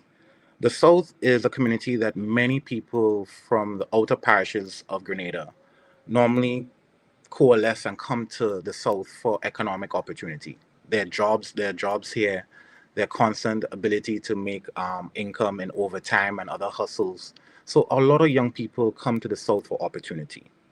And when we have a housing issue, it is because of that great flood of Grenadians coming to find opportunity in the South. We cannot look at the housing crisis as just a short-term fix. We have to look at it as a long-term investment. We can't just do it by the government and us asking our partners like the Chinese government to constantly build homes for us. We need to create opportunity that helps benefit Grenadians. Just like there's so much investment in the United States in Section 8 housing, you need to create a public-private partnership for people who are taking private investment and with local and governmental help with concessions or tax breaks, ensure that if you're creating an apartment or housing area for 200 rooms for people and it would go towards market rates, you need to provide at least 50 apartments for low income people as well. We need to create other avenues such as redistricting and zoning of areas for development, because housing is going to constantly be a problem, as I see in the South, because there are areas right now in the South, like the Woodlands community, that has had a huge influx of commercial businesses. And the residents along the Woodlands community in Lower Woburn, Woodlands, Sugar Bowl, all those areas are complaining of serious noise pollution, dust, and other types of inconveniences that is not helpful to their family, their health, and their overall well-being in the community. Now, that cannot be fixed just like that, because that is private investment and nothing is wrong with doing that. But because we have no zoning laws and planning. If we have to think about how the South develops, we need to start to think at the root cause of the issue. We need to re-energize our planning development authority and put in a new aspect of zoning rights. We need to start to create areas where you can have air rights for certain buildings that go much taller than the average, because it's not close to the airport area. We need to create areas where it is only for public areas such as parking or park or these kind of areas, green spaces. We need to ensure that the South is interlocked with the community and business development. So it is something that I think about all the time, because as a young person myself, it is not easy when you're starting out making barely over $3,000 and your rent takes up only almost 60% of that. After you pay your electricity, your water bill, sometimes your cell phone and the internet, you're barely left with anything. Now, young people start at the lowest part of the ladder, but normally face the highest cost burdens in any part of the generation. We need to find a way for young people to take less of that burden. Ensure that when people are starting out, there are starter apartments and areas for people to have low income rent, not just housing. And then we need to find areas where government can buy lands that are underutilized and create areas of social housing for people who cannot afford any house at all. So these are the things that we need to start thinking about. Housing is a human right and need. I think that we should not just think about housing as who can just afford it. We need to give dignity to our people and ensure that we think about housing as a public good and making sure that people have a home to stay and dignity to be in their communities. Mm-hmm. Well, the government would say that they are investing in housing as a public good by way of the Project 500, also by way of the Build Back Better. Let us get your perspectives on that ethos of the government.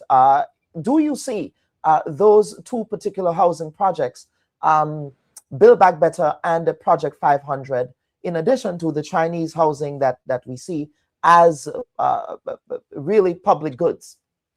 Well, first of all, Project 500 seems to be Project 17, and Build Back Better seems to build back Janet level houses, because I don't see better in that.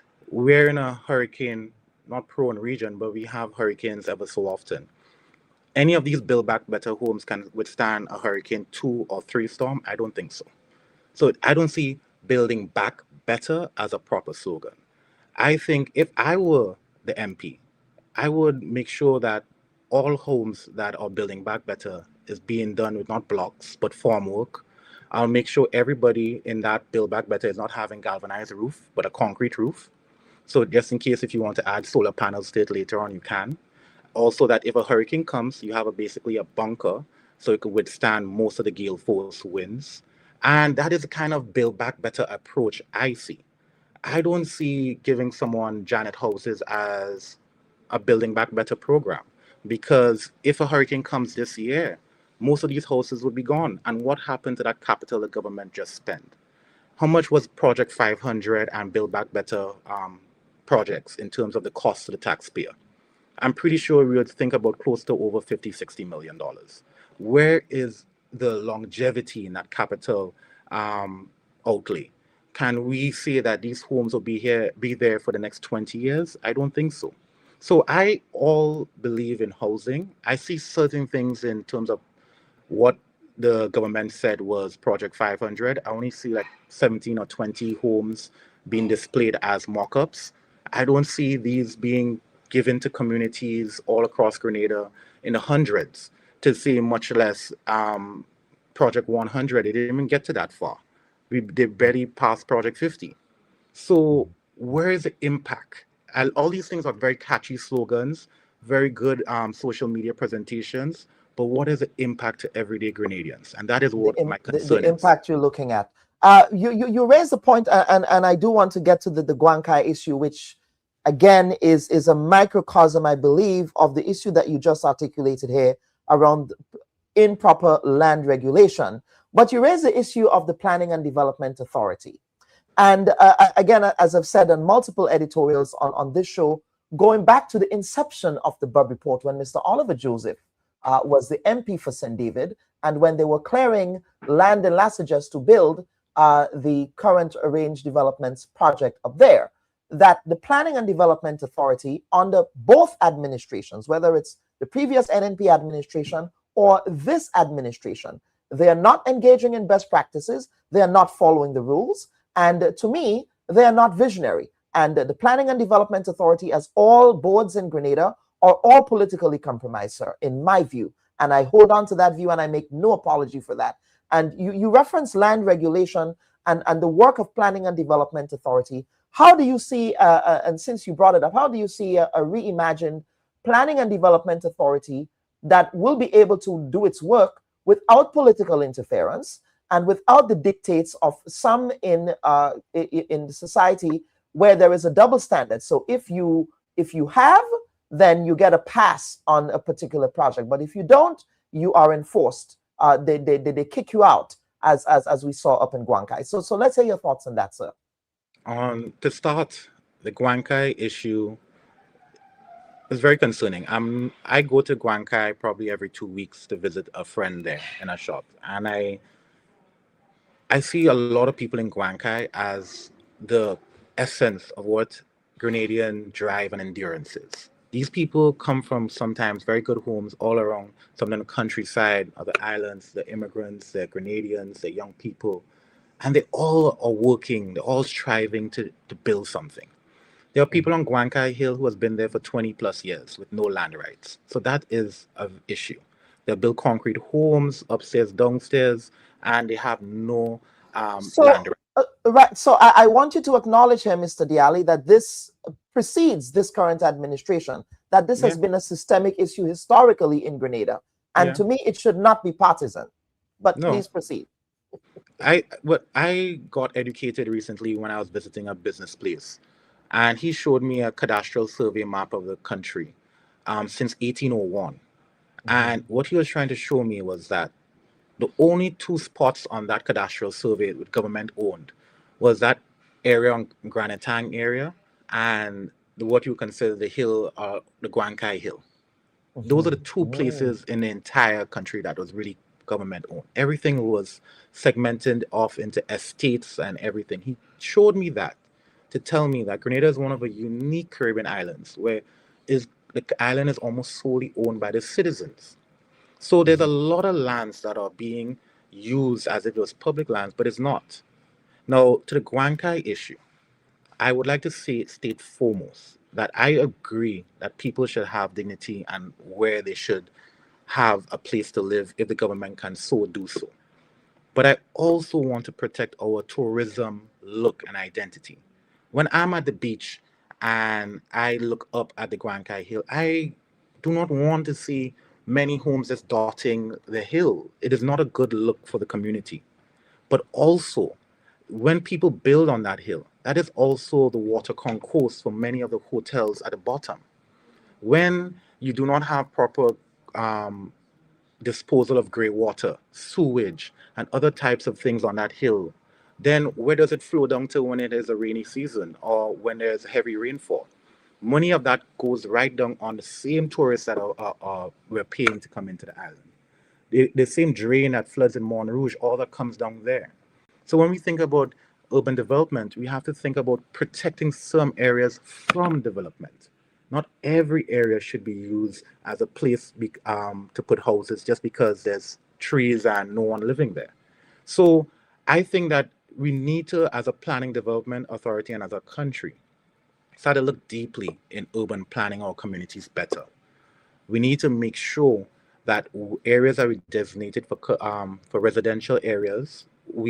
People who have been there for 20 plus years, allow them to have some land rights and make sure that they get the dignity to pay property taxes and have something to pass on to the next generation. For the people who are just starting out, we need to give them clear instructions as where you can pay to develop an area. You can buy a piece of land for 4,000 square foot. There needs to be a proper plan for those people of residents of Guankai.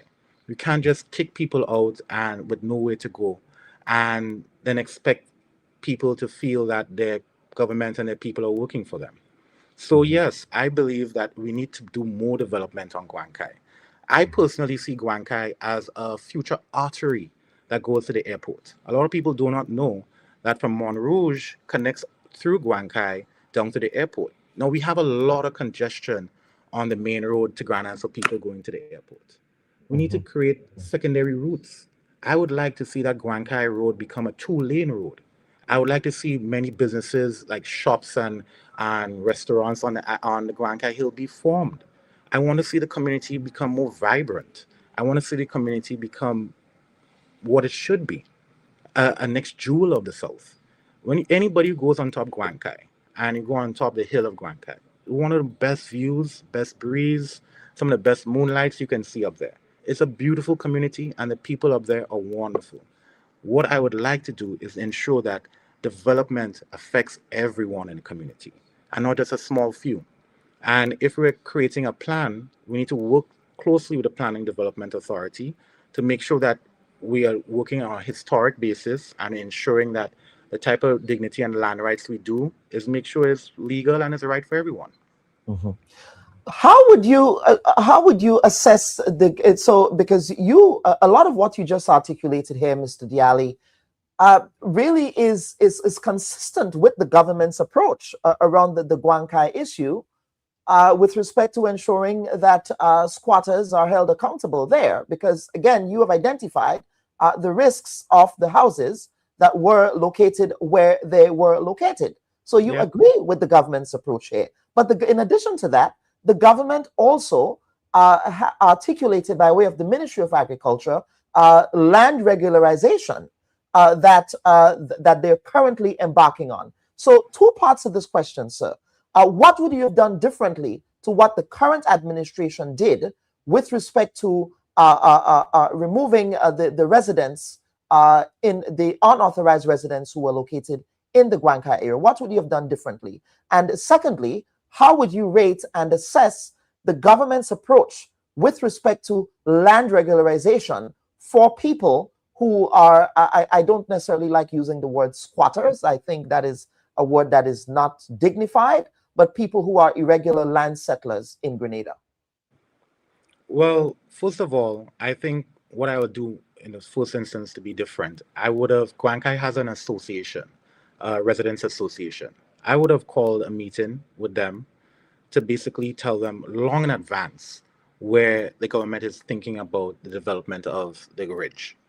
I would talk to all community members, those who are directly or going over the ridge and are taking up lands that obviously are not theirs, but are working towards property rights. We need to talk to everyone. I think the main issue in terms of the difference between me and the MP presently is communication.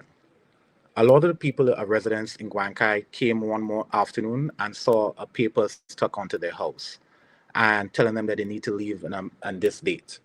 They went to certain people in the ministries to acquire for more information. They were stonewalled. The only time they really saw the MP was after when the housing situation was about to crash down, when there were bulldozers coming several times to bulldoze people's houses and people was clamoring for the MP to come. That was not when the MP should have come.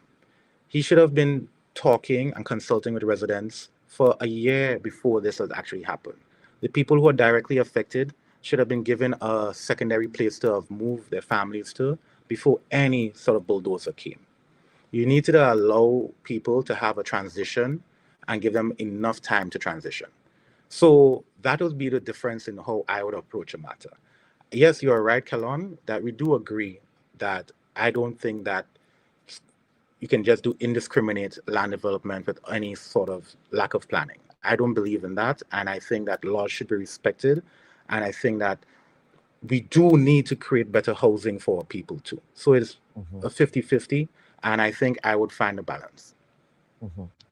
So there is points of agreements. Now, on the question of regularization, the government, they are, again, for the irregular settlers on crown lands, right now there's a process for regularizing the settlers on these lands. What's your assessment of that? Yes, that we need to regularize all those people who have been on those So you lands. agree? Very well. Yes. Excellent, sir. Excellent. Absolutely. And that takes care of that. Now, the water infrastructure issue in the South, and we see it's I believe it's called the G Cruise project. Correct me if I'm wrong.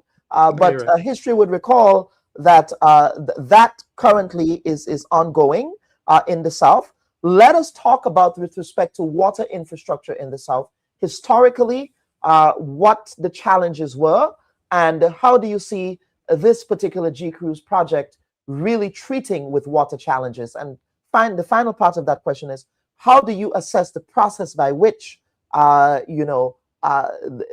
pipes are being laid? Because there is a lot of pain there, a lot of pain points there from the citizens in the South and you know, folks who really traverse the area for work and so on. So let's get your thoughts on that. Start firstly, I think the project that increasing the water supply to the south and businesses is much needed. Now, the G Cruise project that our administration fought so hard to get to make sure and develop our water supply it was enacted by this government. Now, it was a travesty to see how long the southern road took to fix. To be honest, we were told by the MP we're going to get a huge resurfacing after the road works were going to be done. That is not apparent right now. All we see is a good patchwork being done. We see a lot more need for that type of development because presently, right now, we have over 12 hotels, give or take, around the southern area. Now, every couple days when I'm like jogging or being around Grandlands, I'm seeing huge water trucks going to hotels to fill up their tanks because the hotels use so much water. They're expending close to about 10 to 20,000 a week in trucking services just to keep water in their hotels. That is a cost burden that they take on every dry season.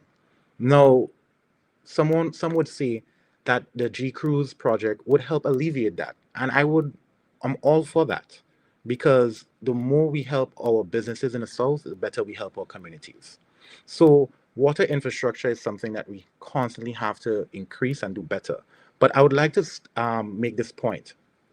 Water infrastructure doesn't just happen by just bringing from our water table water to areas that have lack of water. We need, in any sort of climate development in this new era of vast climate change, we need to start thinking about how we develop our community to retain water also. We have water tables in the south that needs to be replenished. We can't just develop everywhere. We need to put green trees and areas where there's a lot more flora and fauna to ensure that there's cooling down of our communities and without air condition. We need to make sure that our energy supply does not constantly be under stress because we're pulling so much.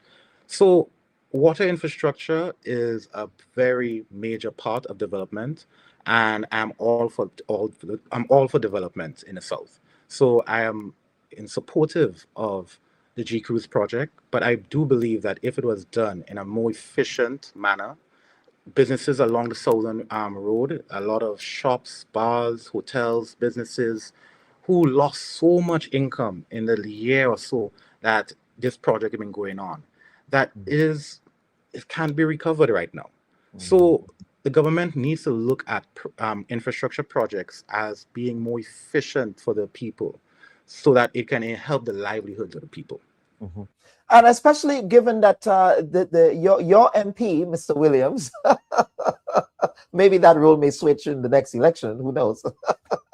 But he's a minister for implementation. So again, you know, as a minister of implementation, and that would be one of the questions that I would have for him if he agrees to show up for this forum, the series that we're having on the question of implementation, because implementation with respect to road completion in the south and in the rest of the country, that has been a serious pain point. I think that the citizens of the country generally could agree with there. But let us move on, Mr. Diallo. We have 3 more issues. Thank you for your patience, sir. I know that you probably have other things to do in the community. But beach access issues at the Silver Sands property down there at Dr. Groom's, citizens of Grenada have expressed concern that part of the property encroaches on public beach access.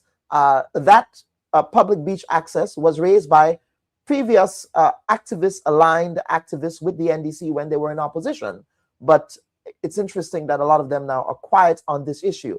We here on the Bubb Report have been calling for beach access to continue to be preserved. But the reason I'm raising this is because citizens are concerned that, especially in the context of the southern flank, where we have a lot of beaches, that we may slowly be losing access to, especially those beaches that are much more secluded, much more less trafficked because of the increased development that's happening in those areas. So how do we ensure that we continue to have beach access while also ensuring that we can strike that balance of development which we need by way of built infrastructure?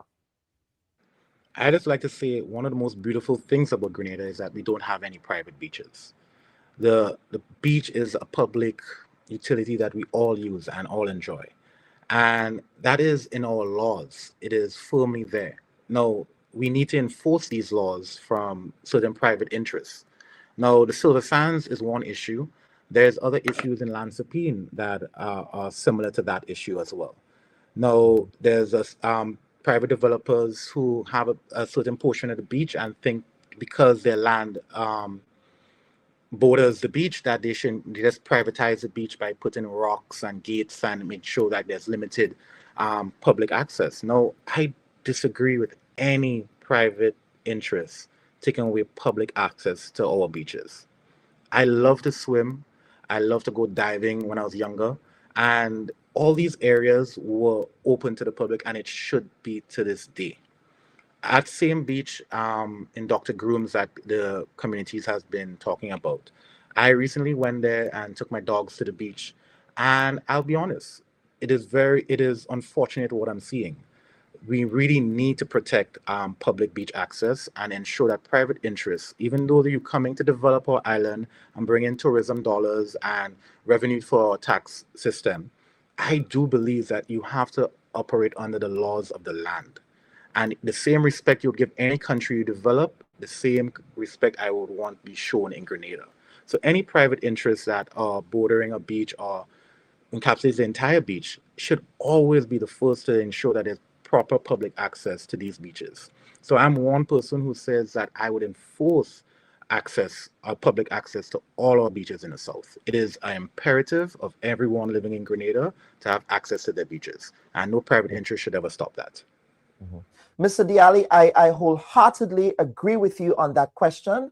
And I just wish that the folks who were once protesting access to Grandans Beach and protesting access to Camahan Park, all of these voices are silent now. And I have to ask the question, why? Or were they only doing that for political expediency? Because at the time, they framed it as protecting Grenada's patrimony. It's happening now. What happened to Grenadian patrimony? Sorry, I'm very passionate about this. I'm very passionate about environmental issues.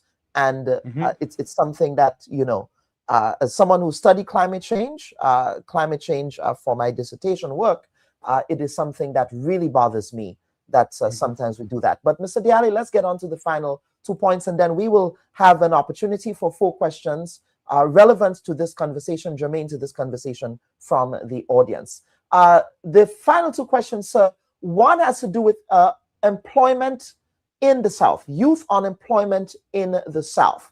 There are many concerns in Grenada with respect to a labor shortage in many areas. So is it that we have an unemployment issue, or is it that we have an underemployment issue? And what does that look like in the constituency of South St. George? I think when it comes to the unemployment issue, I think we're entering a new phase of development where the world has changed so much, and the jobs that we were accustomed being there and being there for, like, you get that job and you're there for life, that is not the reality of many young Grenadians. Young Grenadians have a lot of different change aspects that their parents did not have. So yes, we have an unemployment issue, but we need a reskilling of our young people. I have gone to a community recently where I was around about 8 or 9 boys. None of them were over the age of like 15. All of them dropped out by time Form 2. That is a very concerning trend that I'm seeing right now among our young men and our young people. A lot of people are opting out of the present system because they don't think it matches up to the world right now. A lot of people are on their phones, they're on podcasts, they're listening, they're learning from all around the world. Information is ubiquitous. So my thing is that young people are constantly comparing and contrasting what we have in Grenada. We have people who are skilled in different avenues, but they cannot work in Grenada because those employment opportunities are not there. And that may be true, that we may lose some of our skilled people because employment opportunities are abroad. But we need to, as a government and a people, think about how we retain our human capital back home. what laws that we need to change, what reskilling programs that we need to do and fashion in a way that pulls young people in. When I see the youth center in the South St. George, I see it as a building, not a place that pulls in all the young people in the South. I want to rethink that youth center and call it a youth center of excellence, where kids who have autism, anxiety, different types of depression, and certain social problems they have at home can come in and seek counselors to talk to. They need to have an area where they can be reskilled in things that are growing right now. They need to take kids out from their environments and give them a new information impetus to tell them that you may be thinking about electrical engineering, but you may be thinking about it in a small, minute way. You can go about it in a larger commercial way. We need mentorship programs. We need all our retired people who are just sitting at home could come and spend 2-3 days a week in a program where you're mentoring young people and telling them how you made it so that they can see a craft a path for themselves also. There are a lot of young people right now that I speak to that are extremely frustrated. And we need to come together as a community to deal with our youth issue. Our country is almost 60% under the age of 35. We're an extremely young country. And with that youth, there's angst and energy. And we need to channel that energy in a more forward-leaning aspect. The professions of tomorrow may not be the professions we were accustomed to. AI is going to disrupt all the professional professions like banking, law, architecture, all the things that you used to go spend 4 years in a university to get. Many people are getting that same skill set by just a couple prompts in a AI chatbot. So now we need to think about how we can reskill our youth to handle things with more frustration ahead, to make sure that they have the mental fortitude to handle problems and they can adapt, that they can be able to see the world around them and adapt their skill sets to suit. So what we need to create is a more resilient young people. And I think that that needs to be started from the core of the message, is that youth focus must be focusing on how we're reskilling our youth to face a world that is constantly changing. And if we focus on that, I think that we will be having a more beautiful future than we have right now. Employment may not be a situation where we always have to go look for a job. I think there's more intrinsic growth in our economy if we create a lot more entrepreneurial base. A lot of young men are more suited for entrepreneurism than it is an office job. And we need to start to create, those pathways. I listened to a program last week with Mr. Louison when he said so much people started businesses of construction and they learned and they built wealth. Now, we need to start to mentor that into our school system, where business leaders are going into schools and telling them about the wonderful opportunities in these areas so that kids could come out excited about getting a job and growing. Kids are coming out of school and they're thinking, well, there's nothing for me, I just sit at home and chill. Kids are opting out a lot more now today and opting in. And we need to create that excitement with our youth by showing them there's a huge path forward if you lean into newer things that are not probably your most comfortable, but the real growth happens when you're uncomfortable. And we need to get that into our youth core and our message. So ensure that we have a more resilient Grenadian youth ahead for the future. Mm-hmm. Absolutely. And there is a viewer saying that we should also address, I suppose, well, the comment went, but address issues of an attitude change around young people towards work. How do we change that cultural mindset, especially in, as you know, in the conversation I had with Mr. Louison and Mr. Reno before him about, questions around the labor shortage. But there are young people, but who some might argue are not willing to do the work. How do we then change that attitude? I mean, you've identified a lot of ways that you can do that here. But to address those current shortages that we exist, what are some short-term things you're thinking that? Well, I had an opportunity when I studied in Canada that my school was one of those schools that had a co-op program. Like while you were studying, you went straight into a business and learned practical knowledge. Mm-hmm. Now, I believe that kids are entering the working world too late. In the United States, most kids have a paper route since they're 12 and 13, making their own money. Kids normally have a first job by the time they're 14, 15. Like, I think we need to change our laws to allow kids to spend a bit more time working in the working world and the real world, to understand what is the realism in their ambitions. Two, we need to create that kind of infrastructure in schools. So we have a lot more schools that are skills based, that are partnering with other institutions to make sure there's a direct chain of employment for certain children. There's a huge opportunity right now for certain skills, like in boat building and fine craft making. All these things are skill sets that are not necessarily all about book knowledge, but about practical knowledge. I was a person who studied business and finance, and I started a business in mushroom and urban agriculture. No one is just slated to be one thing in their life anymore. We need to have a diversity of skills so that you can be employable or even actionable in today's world. You can't just be one thing. You can't just be focused on a niche. You need to have a bit of knowledge in everything. So my thing is that we need to introduce that and see that from the youngest way we get, even primary school, if it's possible. The only way to make that change is to bend the tree while it's young. So if we want to talk about youth, we need to talk about our education system and how we're changing our education system to suit a changing world right now. And that is, I see we're introducing a lot of iPads and a lot of skills training with kids having iPads in school. Yeah, that's fun, but I believe kids will learn so much when you bring them out in the real world, in the land, and to dig the soil, to climb the tree. I was a young kid, all the kids who made the best rollers in the neighborhood all became engineers. You know what I'm saying?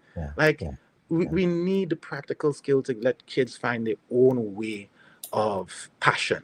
And that is what I think we need to do as a government, is to start to think deeply at the root cause of the issue and focus our plans to make sure that young people have the opportunities that we didn't have. So you therefore agree with the current government's approach with respects to technical education and in their approach of, I'm not sure how they're going to implement, well, they did articulate how they will implement it, in respect of having skills training centers of excellence. I think this government talks about a lot of lofty plans. I just want to see action. I want to see enactment of the plans, because our party, the National Party, has, no matter what anyone can say about us, we have always delivered in terms of putting out a plan and doing it. We are the party of action. So when we say we're going to do something, we're going to do it. And what I want to see is less lofty plans and AI images and more actionable results in the economy. Because right now, there are people who are suffering right now with lack of income for groceries, a lack of help with their special needs child, and they can't take on an extra shift to help it to bring back home more money because of their special needs child. And there's nowhere for them to put their child to go in any daycare or a skills center for their special needs children. These are things that we need to help grow and develop the country so that we have more people feeling that they're able to thrive in this country. So I am all for greater expansion of skills training, but I have a more practical, straight arrow way of addressing it. And I think we need to repurpose a lot of community centers that we have all across the South to be the community area, skill area. We shouldn't have people leaving from Woodlands to go all down to Calais to do skills training. All these things should be micro.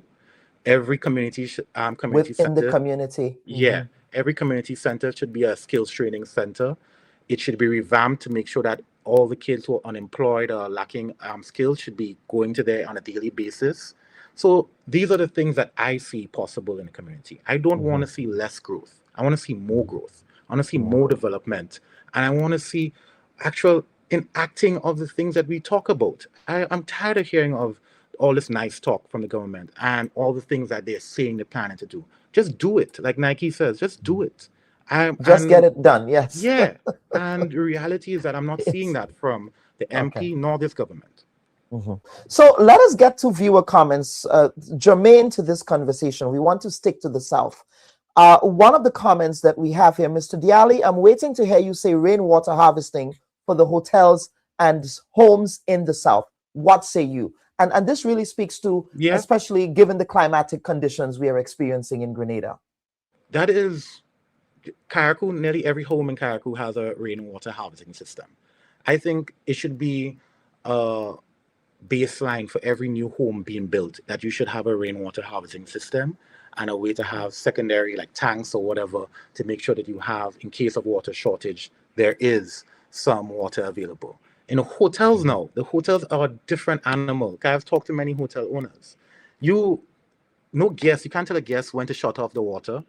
You can't tell a guest, they're paying their money, so they sometimes abuse the water we have here and just leave the water running. And so my thing is that we have to create a plan for the hotels, probably even a whole separate storage system for the hotels, so that they have a commercial storage system that is able to pump to them when there's a dry season.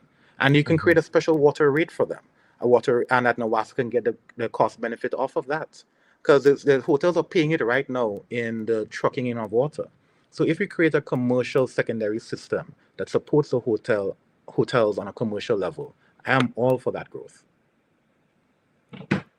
Absolutely. And we have another question that I'm going to attempt to pull up here, because we have many comments. But again, viewers, we want comments that are germane to the conversation. I want us to stick to the South. Stick to the South, please. But there was a question from a viewer. I'm missing the question now, but it was about the vendors market in Lansepine.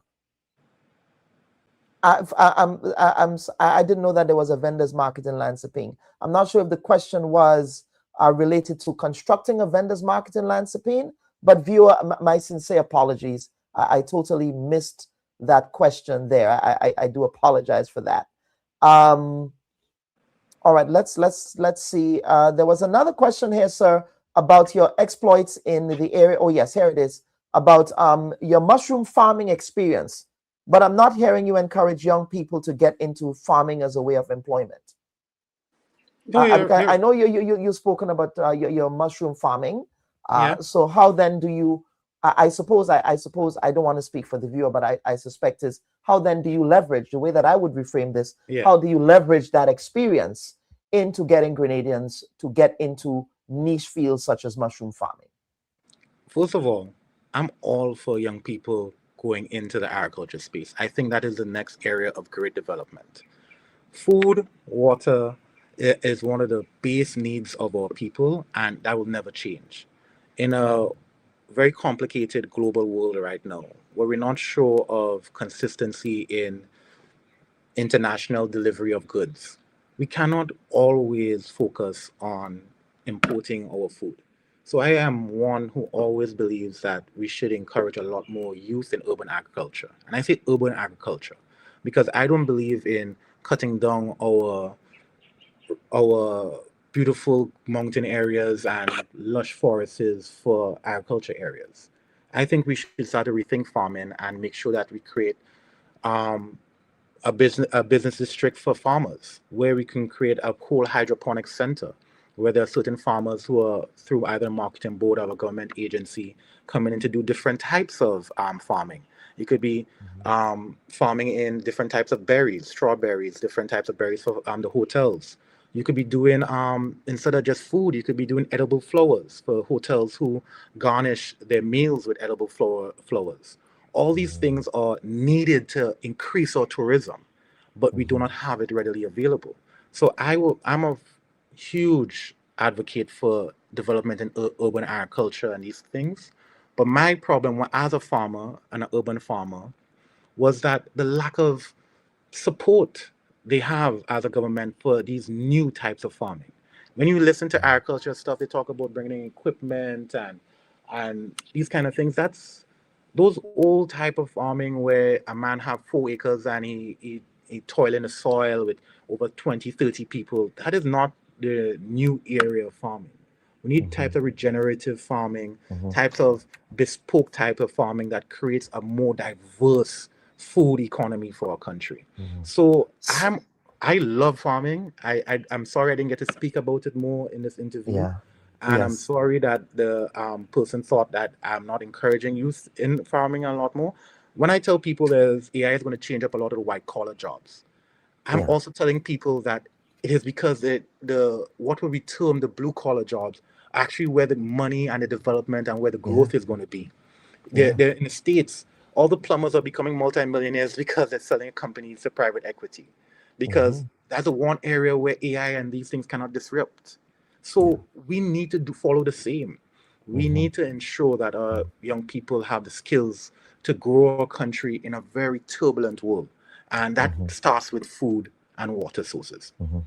And Mr. Diali, I wholeheartedly agree with you there. You know, we have conversations at my academic institution really about looking at how we are going to reimagine higher education so as to orient our students into those AI-proof economies. Because there is such a thing as an AI-proof economy. Everybody's talking about the way that AI disrupts things, but what you've said, that you are spot on, sir, about that, you know, so I'm getting goosebumps, you know, just thinking about it. I just wanted to add something. Yes, sir. Just before, in terms of tourism, I know a lot of people think the tourism economy is just people come in and spend time drinking our rum, standing on the beach. I think that is not going to be the future of tourism. Wellness tourism is the future of tourism. People are not coming to just spend 2 weeks in the Caribbean, come back tanned and hungover and feeling that they need a next vacation from their vacation. The reality is that the wellness and tourism is going to mix. So we need laws that support that industry growth. We need laws that make stem cell treatment, peptide research, and all these things become a part of what we're opening up the economy for tourism. Because when people come now for tourism, you see the new countries are growing. They're growing not just because of the beautiful beaches, because everybody has beautiful beaches. Antigua has more beaches than us. There's so many other different beaches in the Caribbean. We need to create our own niche. And I believe because people can go on an all-inclusive vacation to the DR for a much lower cost than they would to fly further south, right? Exactly. So we need to create a niche for our country. And I believe that starts with wellness. We need to start to think about, when we say pure Grenada, we need to make purity a part of our tourism product. The purity of our food, the lack of pesticides we use, the fact that it is organic, certified organic. We have to ensure that the hotel stays are not just, you know, we come and chill. That the hotel stays have cryo centers for people to like recover their muscle after training. There's so many opportunities, just like Barbados with IVF. We have so many opportunities to embark on as a country. And we need the type of leadership who's not afraid to go where no one has gone before. The type of people who embrace risk-taking and are future thinking in their approach. And that is what I bring to the table. Mr. Diali, finally, again, we are going to take a look quickly. In the intro, I did articulate, sir, the various polling divisions in the South. You know, you have both anyone who is vying for this constituency, you have a lot of people to work with. You know, there is a lot of people that you need to work with. But let us take a look at, with respect to the last election. Are you able to see my screen? Yes? Yeah. Yes, absolutely. And again, we want this conversation to also be data-driven, audience. We want a data-driven conversation here. So Mr. Williams, he was able to run the table in all of the polling divisions, but specifically in LO7, LO6 to LO8, with the smallest number of votes coming from LO2 and LO3. Now, obviously, I'm not going to ask you to delve your strategy here about how you are going to treat with, looking at voter turnout, but looking at this current result from the last election, are there any particular areas in the constituency that you're saying to yourself, you know what, that perhaps we may have to spend more time there, that we may have to look at not prioritizing certain parts of the constituency because of how popular the MP might be in those particular polling divisions, especially based on the data in LO7 and LO8. So let us talk about, without delving directly into what your strategy will be. I don't think it would be wise for any politician to do that, and I would not tell you to do that. But I mean, as a journalist, I would. But you know, but let's get your thoughts. What have you been doing? Voter registration? Have you been doing house to house? How have you been engaging with constituents, especially in, I'm looking from LO6 to LO8, those polling divisions there? Well, I opened my office in LO7, 3 doors from Andy Williams. So Andy's my neighbor to my office. I'm not afraid. In LO7, from LO6 to LO8 is one of the biggest junctures in our constituency. That is from the that's from the Valley to Mount Hartman to Frequente, Bronx, Calise, go right around. So that is a huge area. Lansapine, True Blue, all that falls in within it.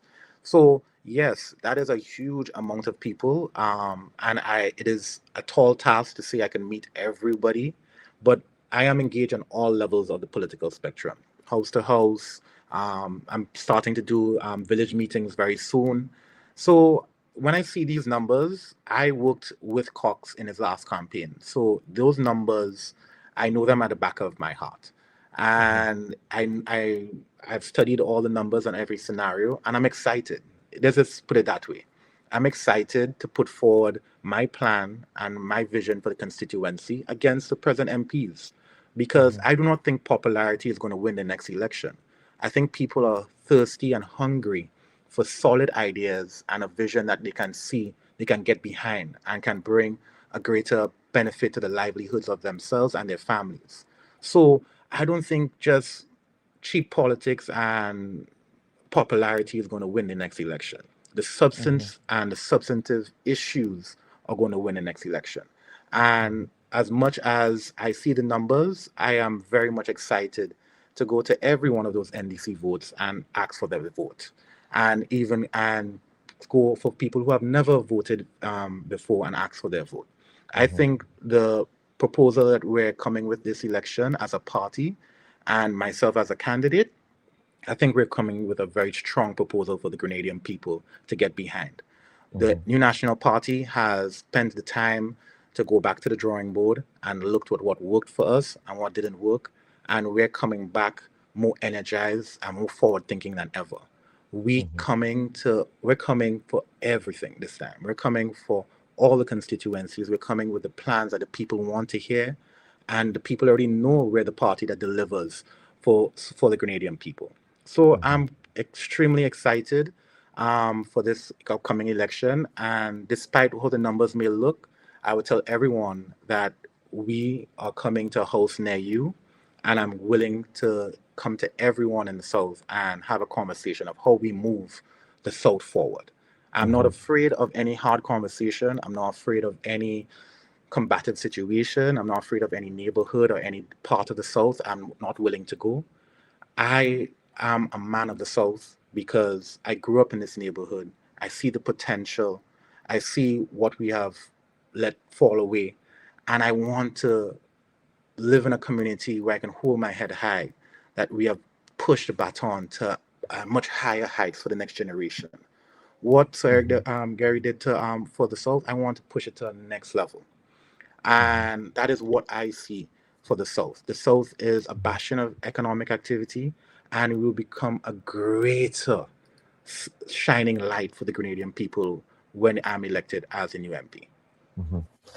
Mr. Diali, you've spoken with true confidence. A viewer was asking where specifically was LO6 and LO7, and those are the polling divisions. LO6A, LO6B, that's the School for Special Education in the Limes. All the LO6s are at the special education in the Limes. LO7 is the Blessed Sacrament Roman Catholic School in Grand Anse. That's right on the beach there. And LO8, we are looking at the Caliste Government School. So those are the biggest polling divisions, Mr. MP. I said Mr. MP. Well, I guess some say I have good mouth. I don't know. Mr. Diali, sir. Okay.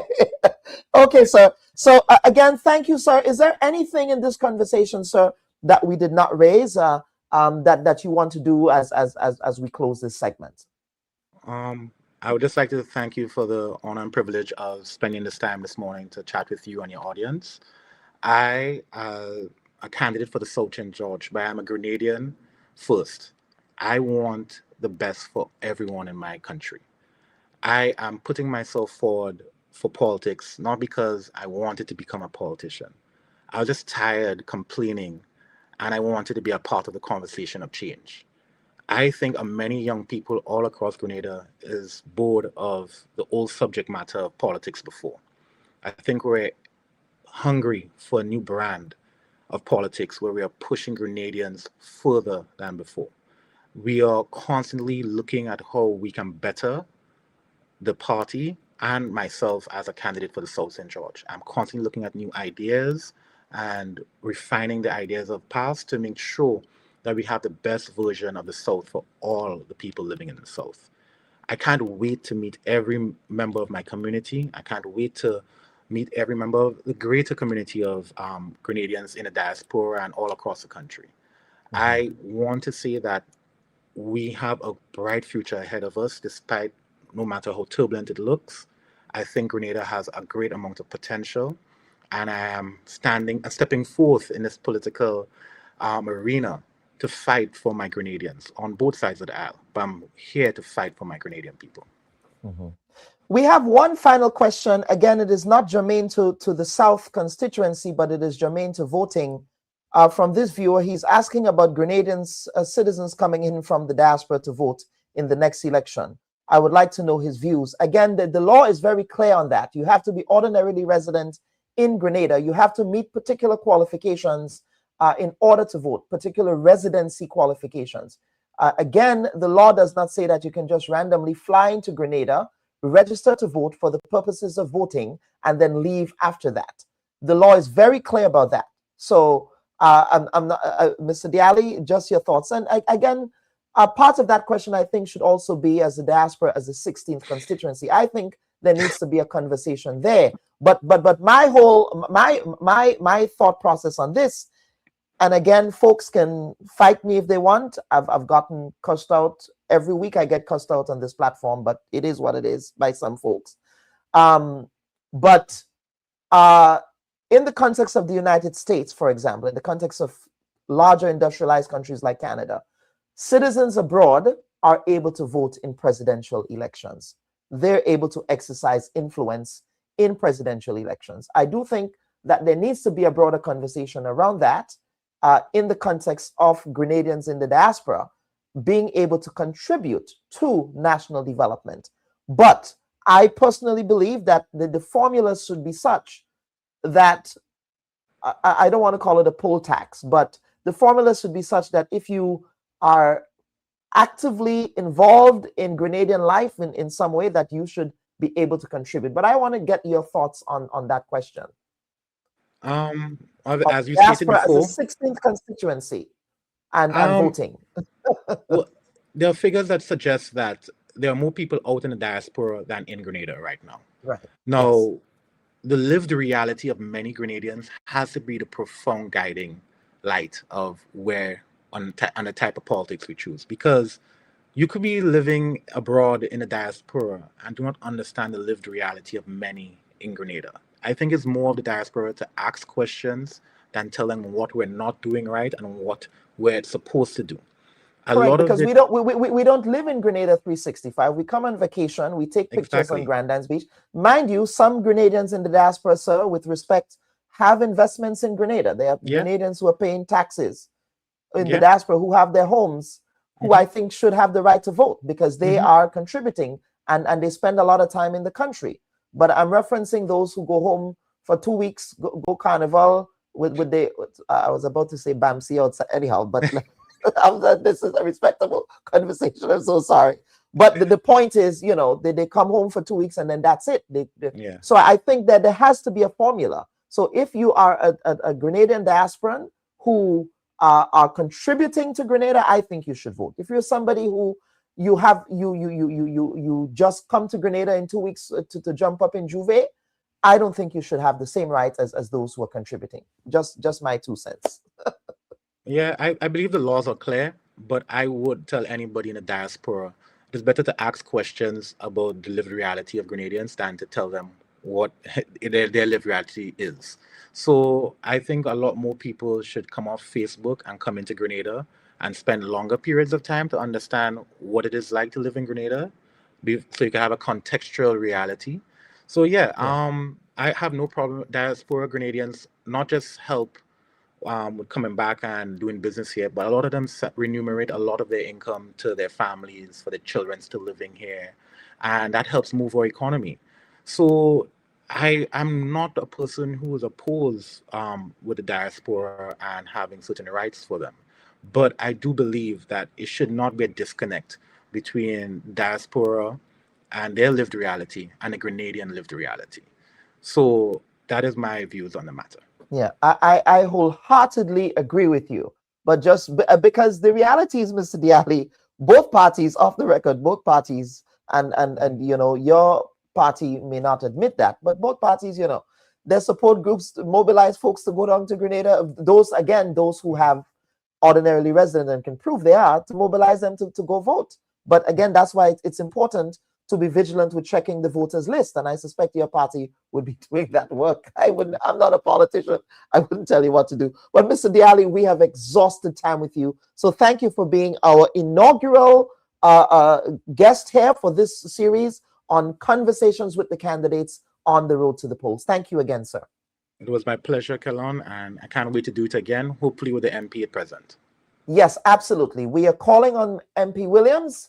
We want to have you next, sir, but we want this to be a panel with all of the MPs and all of the candidates. Mr. Williams, thank you so much. Sorry, Mr. Diali, sorry. Thank you so much. Have a good afternoon. Second slip of the tongue. Have a good afternoon, sir. Okay. Thank you.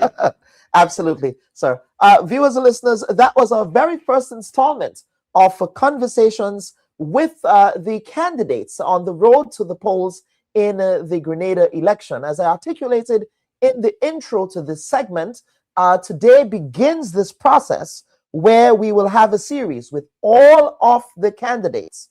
And yes, Latoya Roberts, you're saying that you prefer panels. So do I. So for those of you who support the National Democratic Congress, for those of you who support the New National Party, we will be petitioning them. In fact, when we extend invitations, the invitations will be extended so that the candidates and the MP from each constituency will be represented on the panel. And again, the questions will be structured based on what's happening in the constituencies.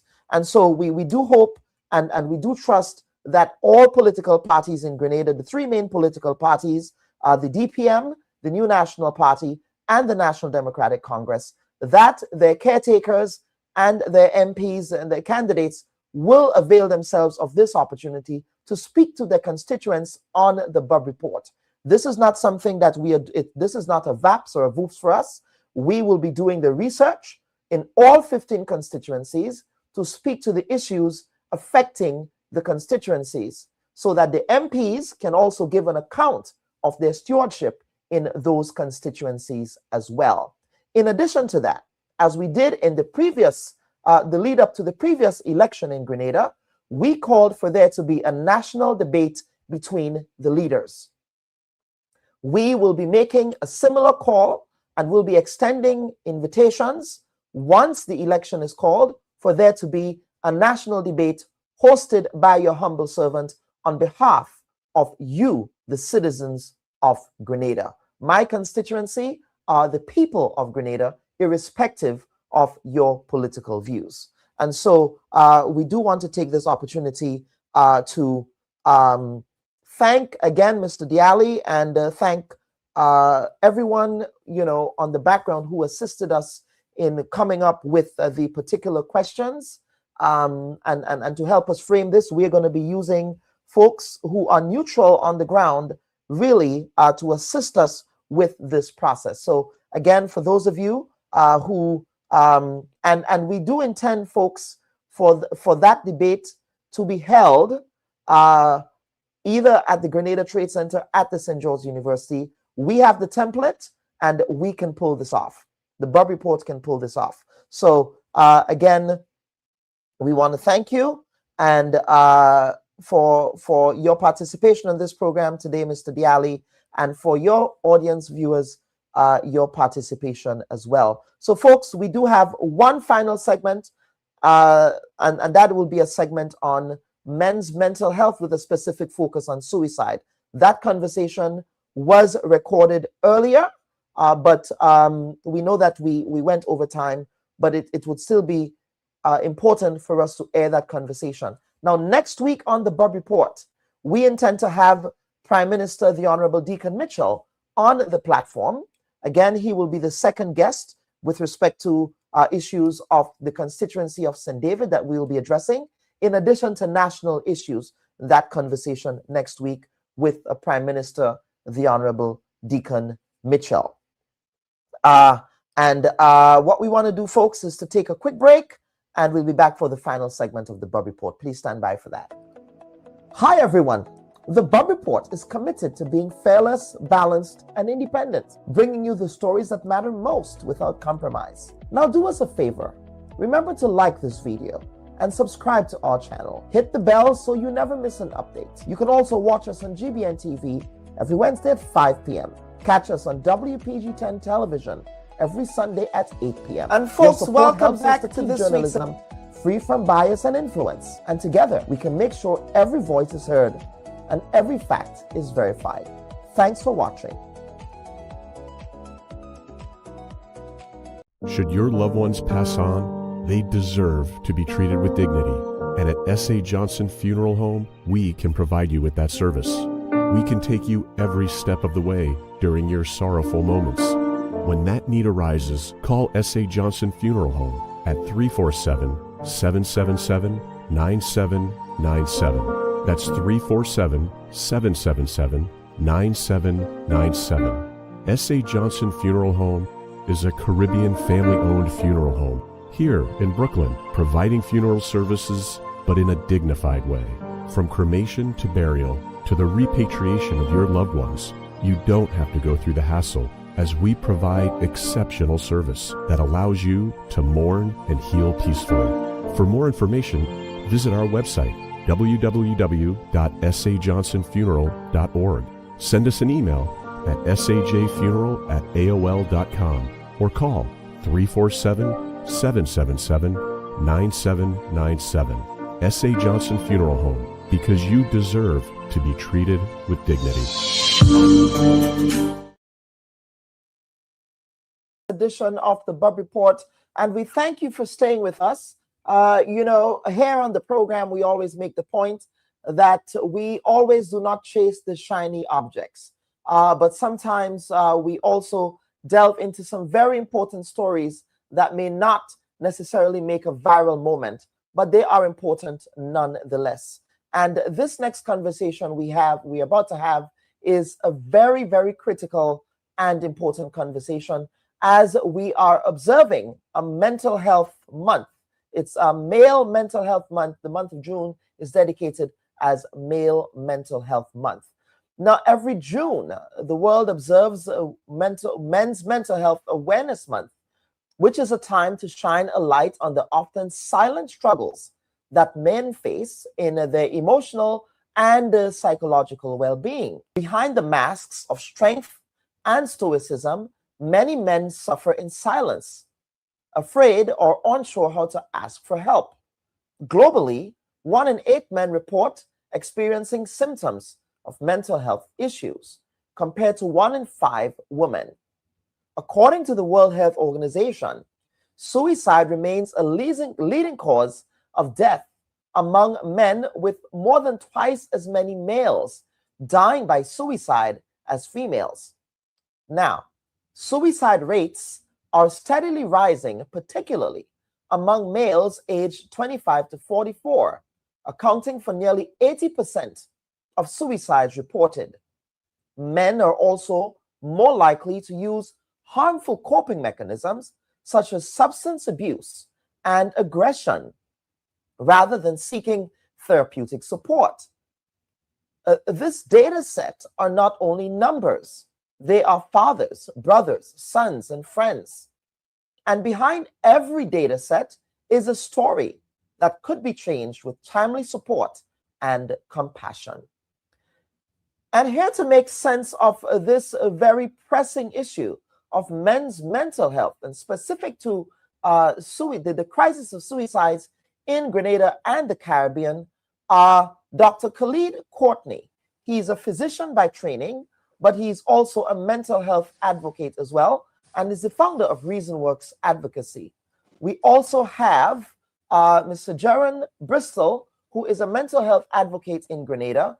And last but no means least, we have the Honorable Delma Thomas, who is the Minister of Mental Health and Wellness in Grenada. Ladies and gentlemen, welcome to this week's edition of the Bubb Report. Thank you. Thank you. It's a pleasure. Yes, absolutely. Folks, ladies and gentlemen, the reason why we decided to assemble this conversation is because we believe that we should not be having these conversations reactively. In other words, there is a sense that, whenever a tragedy occurs in Grenada, that, we do a live on it and we move on. But these conversations should happen, in my view, at every moment, at every opportunity that presents itself. So we want to thank you all for making the time to speak with us today. So let us begin. I do want to begin with you, Minister Thomas. Minister Thomas, you have been a serious advocate for mental health in Grenada, and you've also articulated your own lived experience around that issue. But as it relates to men in Grenada and suicides, before we get into the broader conversation, big picture, let us talk about how stark it is and how the ministry is really treating with it as a big picture policy issue. So any suicide at all, whether it's men, women, or children, we are dealing with seriously. We have taken steps to educate because we believe that education is the key in prevention and the whole issue of stigma and discrimination. So you would realize that if you have 10 suicide, maybe 9 out of 10 will be male. But you are also aware that when we talk about men, as when challenges come on, we tell them you have to be strong. We tell them you are male, and so you have to be the head and you can't cry and all that. So when we have all those particular issues, then you'd realize that when men are confronted with challenges, as every human being will at some point in their life, they do not know how to deal with it, and they are fearful of stigma and discrimination, then they resort to the only choice maybe they have. And so as a ministry and as a government, we have prioritized mental health, and that is why as a government we have our own budget and our own ministry with lines that can provide support to clients across our trial and state. So yes, you zero in on men, but as the minister, we are dealing with every citizen, and because every day we have to deal with different citizens, male, women, even children, school-age children. Our numbers as it relates to children who see the child specialist every week is very high, and therefore we as a government, we are putting all our resources to ensure that, for one, I just said we have a specialist. In the past, what we had was 1 or 2 doctors, general practitioners dealing with mental health. However, now we have 2 specialists at Monge, and those specialists involve a child specialist who provides services weekly at the General Hospital. Absolutely. Mr. Bristol, one of the reasons why we decided to assemble a panel of young men in particular is because if we look at the data in Grenada with respect to suicides, it is in fact affecting young men. This is not to say that other men are not impacted beyond the age, the 35 to 45 and upwards age range. But the data tells us that within the last 5 years, those who have died by suicide. And again, language matters. And that's why I say died by suicide. Notice I did not say commit suicide. Death by suicide is the language that we use here. But as a young man, what are you seeing on the ground in Grenada that perhaps might be contributing to, and the minister just articulated here, the big picture issues that the ministry is seeing. But on a more interpersonal level, what conversations are you hearing about, especially in the context of young men and mental health? How are they perceiving it? Yeah, so there is some changes that I'm seeing now, especially in my generation. Because right now I'm a part of a few groups. We have the Grenada Youth Against Gender-Based and Sexual Violence, as well as the Grenada Planned Parenthood Association Youth Advocacy Movement. And we have quite a few men in these groups that are able to see these situations. Now, as far as I can see, if we were to talk about what I can see as contributing factors that can lead to the future increase, I'd say that there's a lot of bullying happening in secondary schools, as well as social isolation of young men. Many of them, they have friends in a general sense, but they don't really have close companionship with these friends. It's not a social norm to really talk about your feelings. Like, I experienced a personal tragedy just recently, and it wasn't really something that was talked about a lot. There wasn't really a lot of individuals coming to me and checking up on me and asking me, how are you doing? So I'd say that there's also that social norm within our community and Grenada as general that doesn't have that desire to really talk about feelings across all genders. So that's what I'd say, that's the current situation that we're having right now. Yeah. So despite the fact that you're seeing changes in attitudes, what I hear you saying here as one of the, well, two variables that you raised here, one has to do with men, still young men, not talking about their feelings and their emotions. But two, you reference isolation. And this second one really surprised me because there is an impression that your generation, that you guys are connected to the internet, you guys are the social media generation, if you will, emphasis here on social. So therefore, my thinking is, if you all are the social media generation, why is there still that level of isolation? Yeah, I said, it ties back to that social norm of really speaking about feelings. Because typically you would see some young men are going out, it's to get some drinks, talk some nonsense about football, cricket. Like right now we have the World Cup. So you don't really have that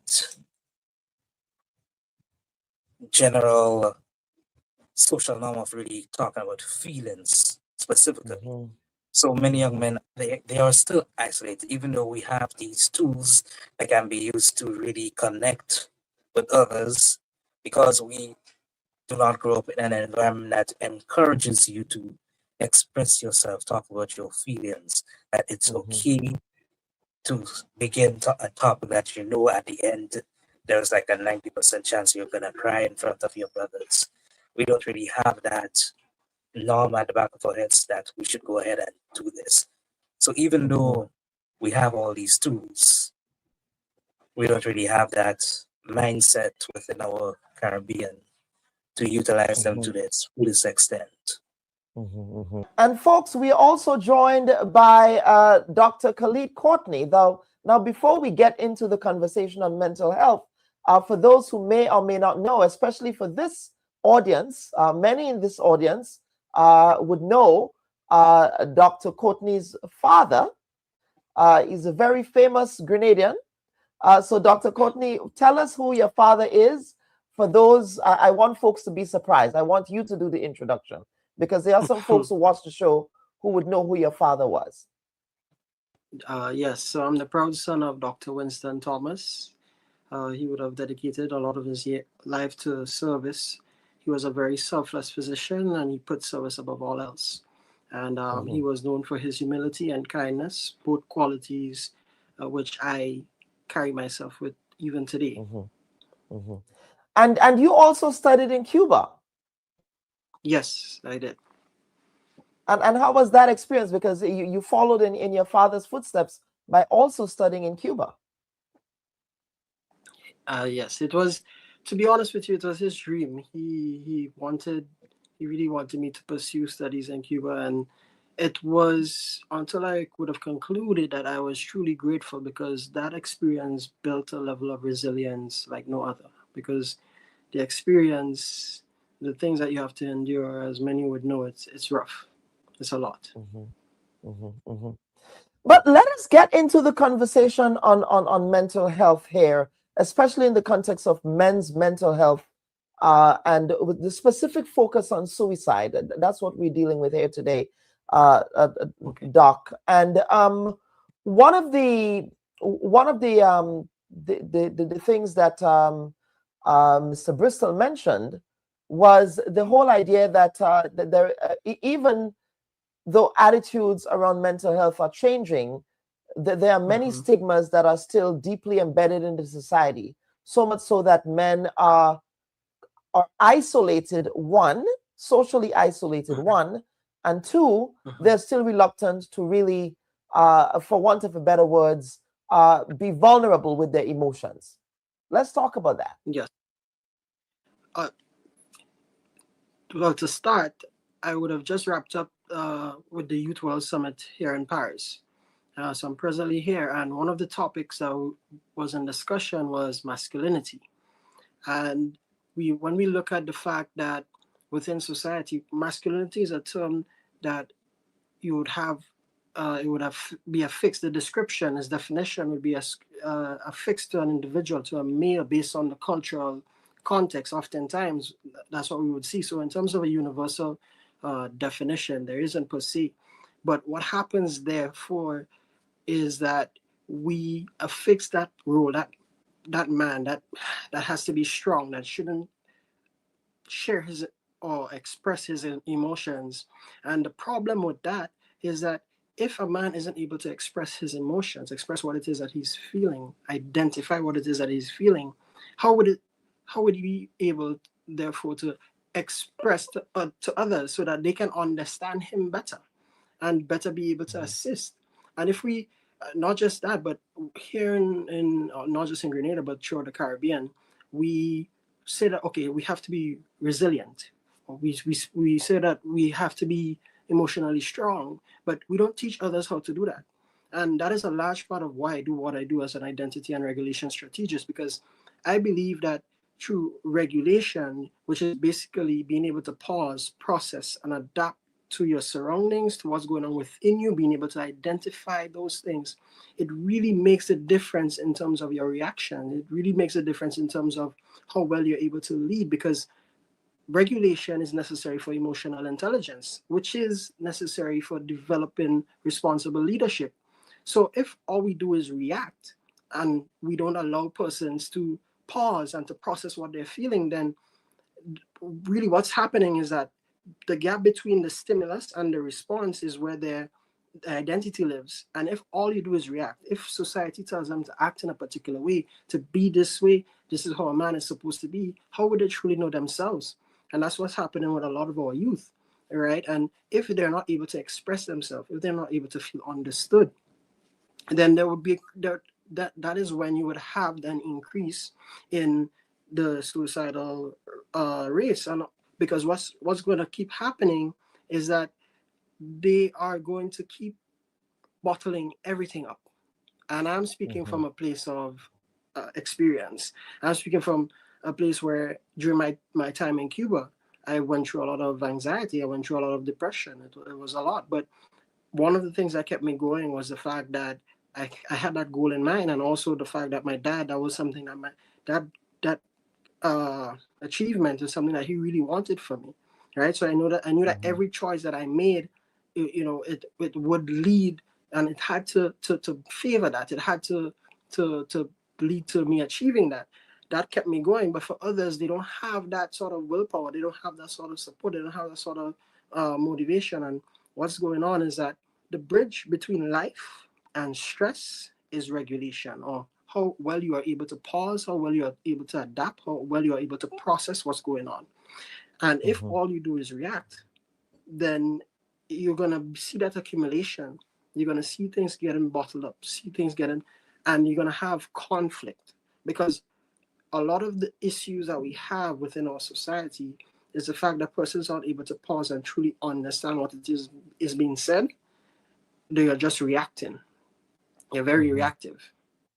And that applies specifically, well, especially to the men, because men, they're expected to lead, they're expected to provide, they're expected to get up and get.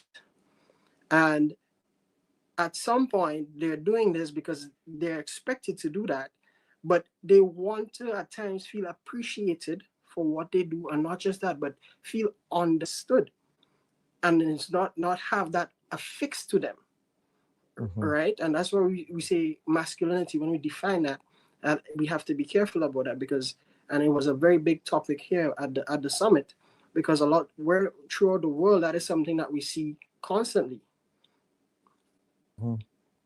Yeah. No. I want you to pick up on the masculinity question, because I think Mr. Bristol touched on it briefly. But again, in the context of Grenada, and I honestly think it's a worldwide patriarchal problem. And I'm a feminist, yes. And I think a lot of issues are rooted in patriarchy. And that's one of the issues that is rooted in patriarchy. In other words, what it means to be a man. And so what it means to be a man involves particular physical attributes. Men are not supposed to cry. Men are not supposed to show emotion. Men are supposed to be, shall we say, the ram goats, right? Men can do certain things. And so do you think that notions of masculinity in the way that we perceive it as societies contribute to that fear that, and I'll ask Mr. Bristol to chime in on this question as well, that fear that men have? Yes, I do. I agree. Definitely. Yeah, so let us localize it in a Grenadian context now. And either of you can pick up on that question. How do we break that mold? Because that to me is this big hanging cloud over that issue here. If we're really going to be treating with how to treat with those mental health issues, how then do we really break that barrier of hyper masculinity, that barrier of toxic masculinity that precludes men from really being vulnerable to say, you know what, I will seek therapeutic help, or I would speak to a friend and confide in a friend. Let's talk about that. Mr. Bristol, I'll bring you in on that question and then allow Dr. Courtney to respond. Okay. I think one of the things that we would have to address is the respect, because most of these men, they know, I wouldn't say that they fear, they know that if they were to diverge from that Caribbean masculinity of being strong, being a bad man, so to speak, they would lose respect from their significant others, from peers, etc. So I'd say that we would first have to create this climate wherein you can speak and still be treated with the respect that you're a man. In fact, you're a very strong man for being able to look within yourself and be able to analyze yourself and express your feelings. Because there's a contradiction of sorts within society, and even Grenada, wherein young men are being requested to express their feelings, to speak about things. However, when some of these young men take that risk and go beyond the social norm and speak about it, people just lose respect for them. They treat them lesser than. So I'd say that one of the first things that we'd have to start with is we start with the home environments, with the schools. We teach the younger generation that it's okay to speak, it's okay to express yourself, and we have exercises and even try to have it on a community level wherein somebody speaks about something and it's like a support circle in a sense. Like to really get that sense of, yes, you're speaking, you're being vulnerable, but everybody respects you and you're accepted.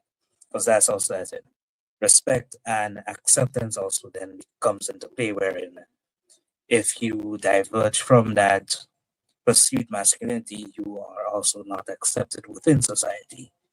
And then you're, well, as we have already, as I have already said, that despite living in this age of social media, due to the social norms, there is still a lot of emotional isolation going on. So then you add on that lack of acceptance when someone divulges from the perceived masculinity, and it even becomes a higher risk of depression, anxiety, etc. Dr. Courtney, let's hear your thoughts on that question. Okay. First of all, one of the things that I would have learned in Cuba is that as human beings, we are psychological, we are biological, and we're social.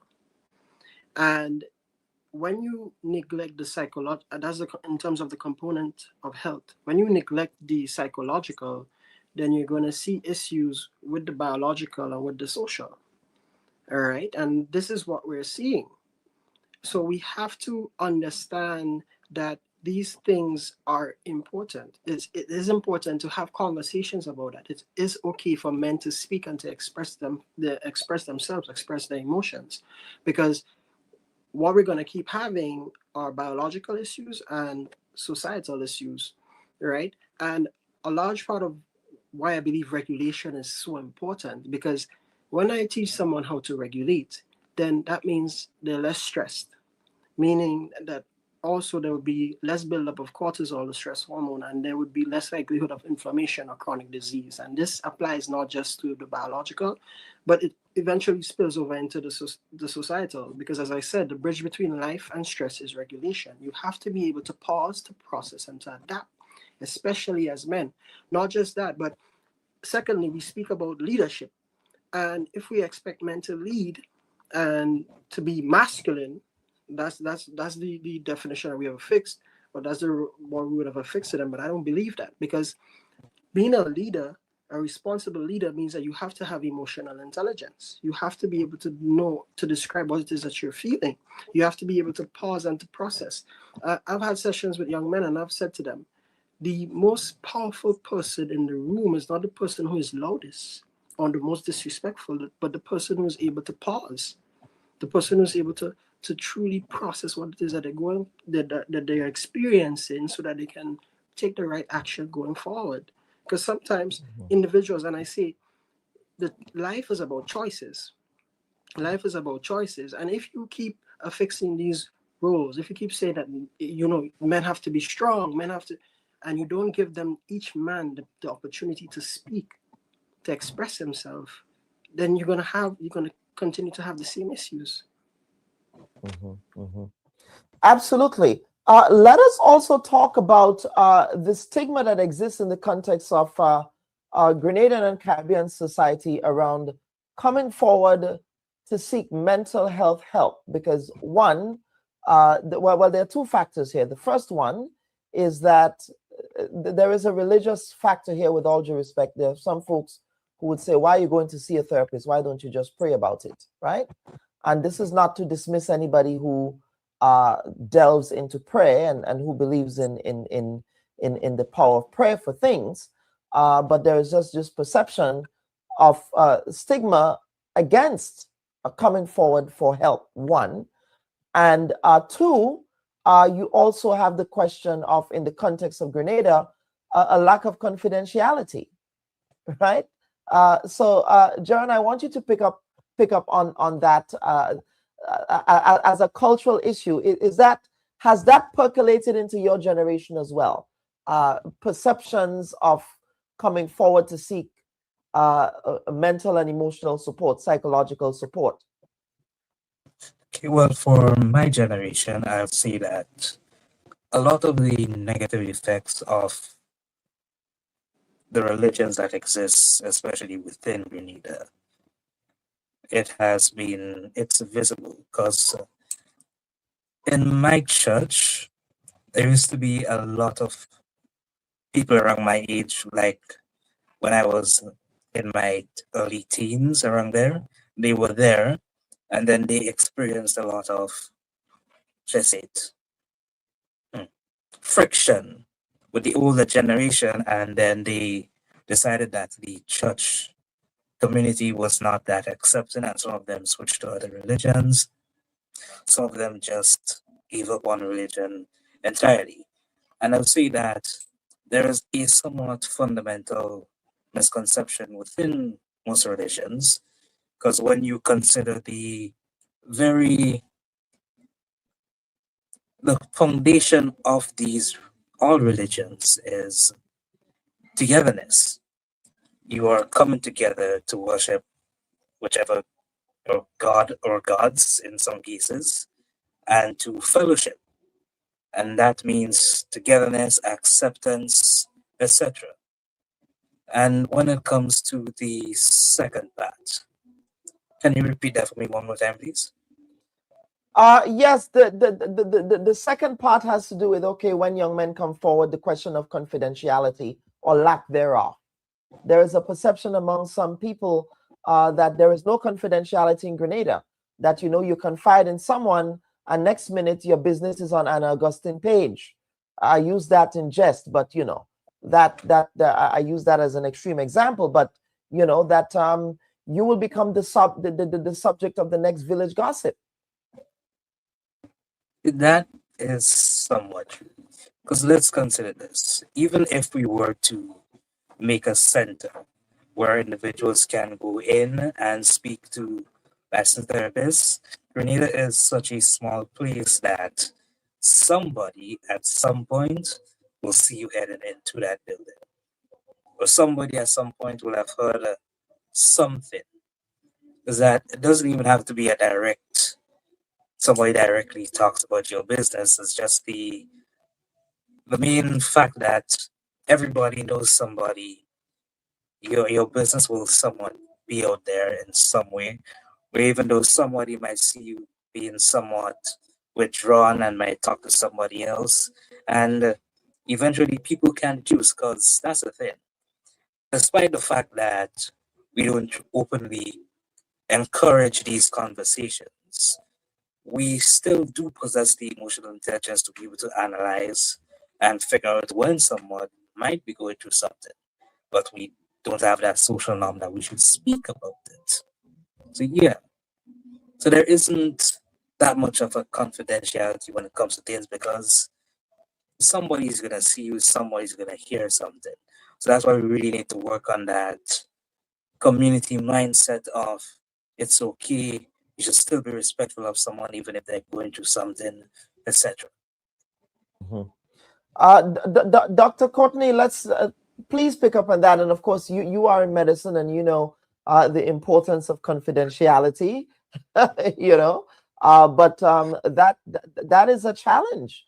I mean, let's be real. You know, I've heard many nightmare stories of folks confiding in people, and the next thing you know, your entire what you have articulated, your vulnerabilities are laid bare for the community to bear at.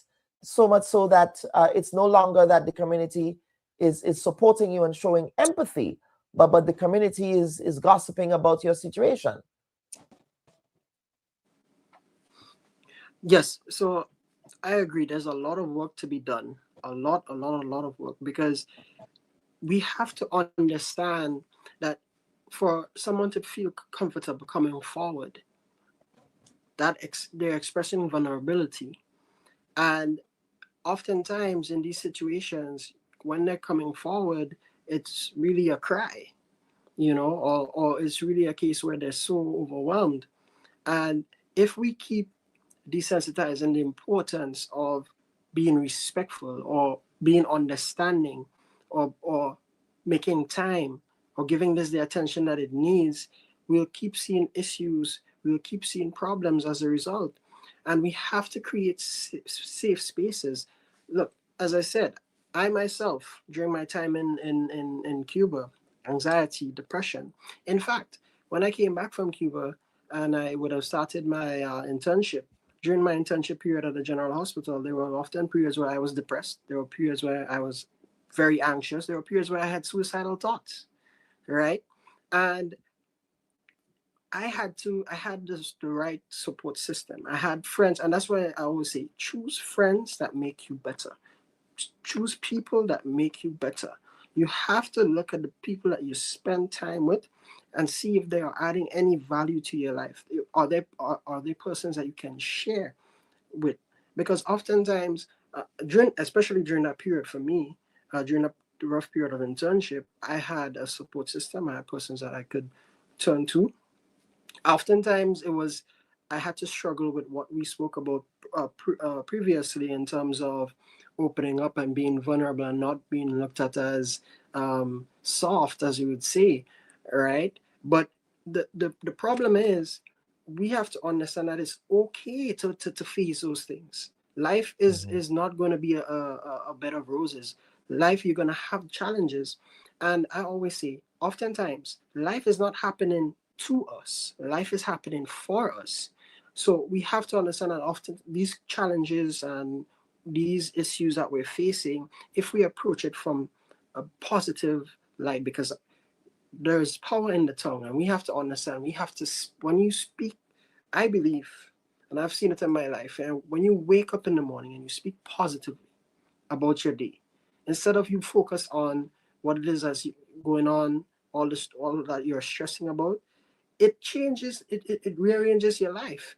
Because what happens is, and I'm also, that's something that I've seen with clients as well, is that we are operating from a state of survival. So we're worried about so many different things that we're not able to pause and to focus on the present day. And oftentimes when we focus on the present day, because here's what, anxiety, you're projecting your consciousness into the future. Depression, you're projecting your consciousness into the past, and you're not able to focus on the present moment. You're not able to focus on the day that you have. And we have to be able to realize that, okay, life is also about patterns. Things are going to keep repeating themselves until you learn the lesson, until you learn what it is. What is this teaching me? What is this situation teaching me? We also have to understand that what we see in the media, the social media, the Instagram, and all of these things, a lot of our youth, they are easily influenced by these platforms, and they believe that everything is money, and there's that hustle culture being perpetuated. And so then a lot of their actions, a lot of the things that they stress about is how I'm going to make money, how I'm going to be that man, how I'm going to be able to provide, how I'm going to, the next best, the fastest way to make money. But what they also have to understand is that when you're scrolling on these platforms, when you're scrolling, it releases dopamine. So it's called instant gratification. So it releases dopamine, and you're hooked on it, right? So you keep scrolling, but then your nervous system becomes overstimulated. And what it does, and this happens to adults as well, what it does is that by the time you get into the workplace, you can't really, someone comes to you, don't like how they approach you, there's conflict there because you're already overstimulated. The youth, the issues, and they're already young, so the nervous systems, the system is not fully developed. So impulses, all of these things, they get controlled by it. That's why we see a lot of that happening, right? But we have to understand the state. We have to understand the impact of the media, of the social media as well, and what is being perpetuated to our youths, to our men. You understand? We have to look at that because that's going to keep them in a state of survival. And they have to understand that when you operate from a place of regulation, when you're able to pause and to process and to adapt, you would realize that and you'll be able to ask yourself, does this really align with what it is that I want for my life? Because life is, as I said, life is about choices, and I always say strong minds make strong choices. So if you're just going to react, and I also say weak minds react. So if you're just going to react or be controlled by your impulses, and you're not going to, again, give in to the stress, and you're not going to pause and say, well, hey, maybe there's a different way I can go about this. There's a different way I can tackle this. Oftentimes, you only see things from one specific lens, when there are different ways, especially if you have the right support systems, so there's a lot of work to be done. Yeah, absolutely.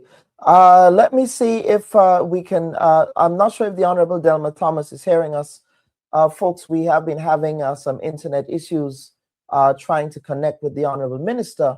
But just two final issues here. Mr. Bristol, do you want to pick up on anything Dr. Courtney just articulated here? Let's see.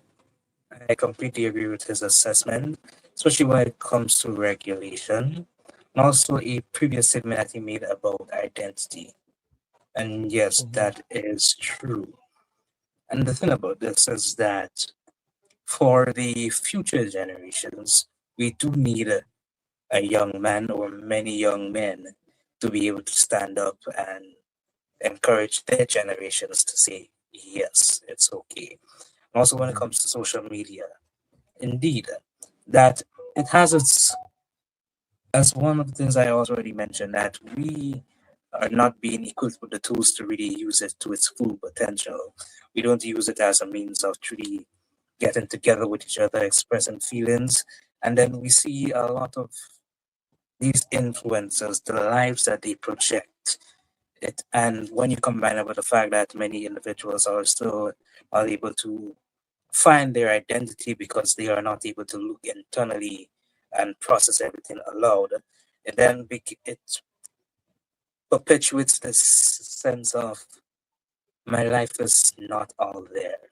Because I mean, right now, if I am, well, I'm quite young, but I can go right now and search for individuals in my age range, and I will see that there are individuals that are earning thousands, tens of thousands. They have net worths that are in the millions, and they have very active social media lives, and it just makes people my age be like, what is wrong with my life? How are they able to achieve this, and I'm not able to do it? And when you combine all of these factors, it really does affect the bigger picture and contributes to mental health problems in young men and young women too. Yeah, absolutely. Very salient points. We are definitely going to try and get the minister here as we wrap up this segment.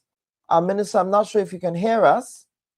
But gentlemen, this is a very important conversation to be had, and it again, it should not only happen at the point of when someone dies by suicide, because I think in our society there is always this tendency to be reactive, right? So this person dies, and somebody does a live or somebody does something on it, and but it's certainly an important conversation that needs to continue to happen.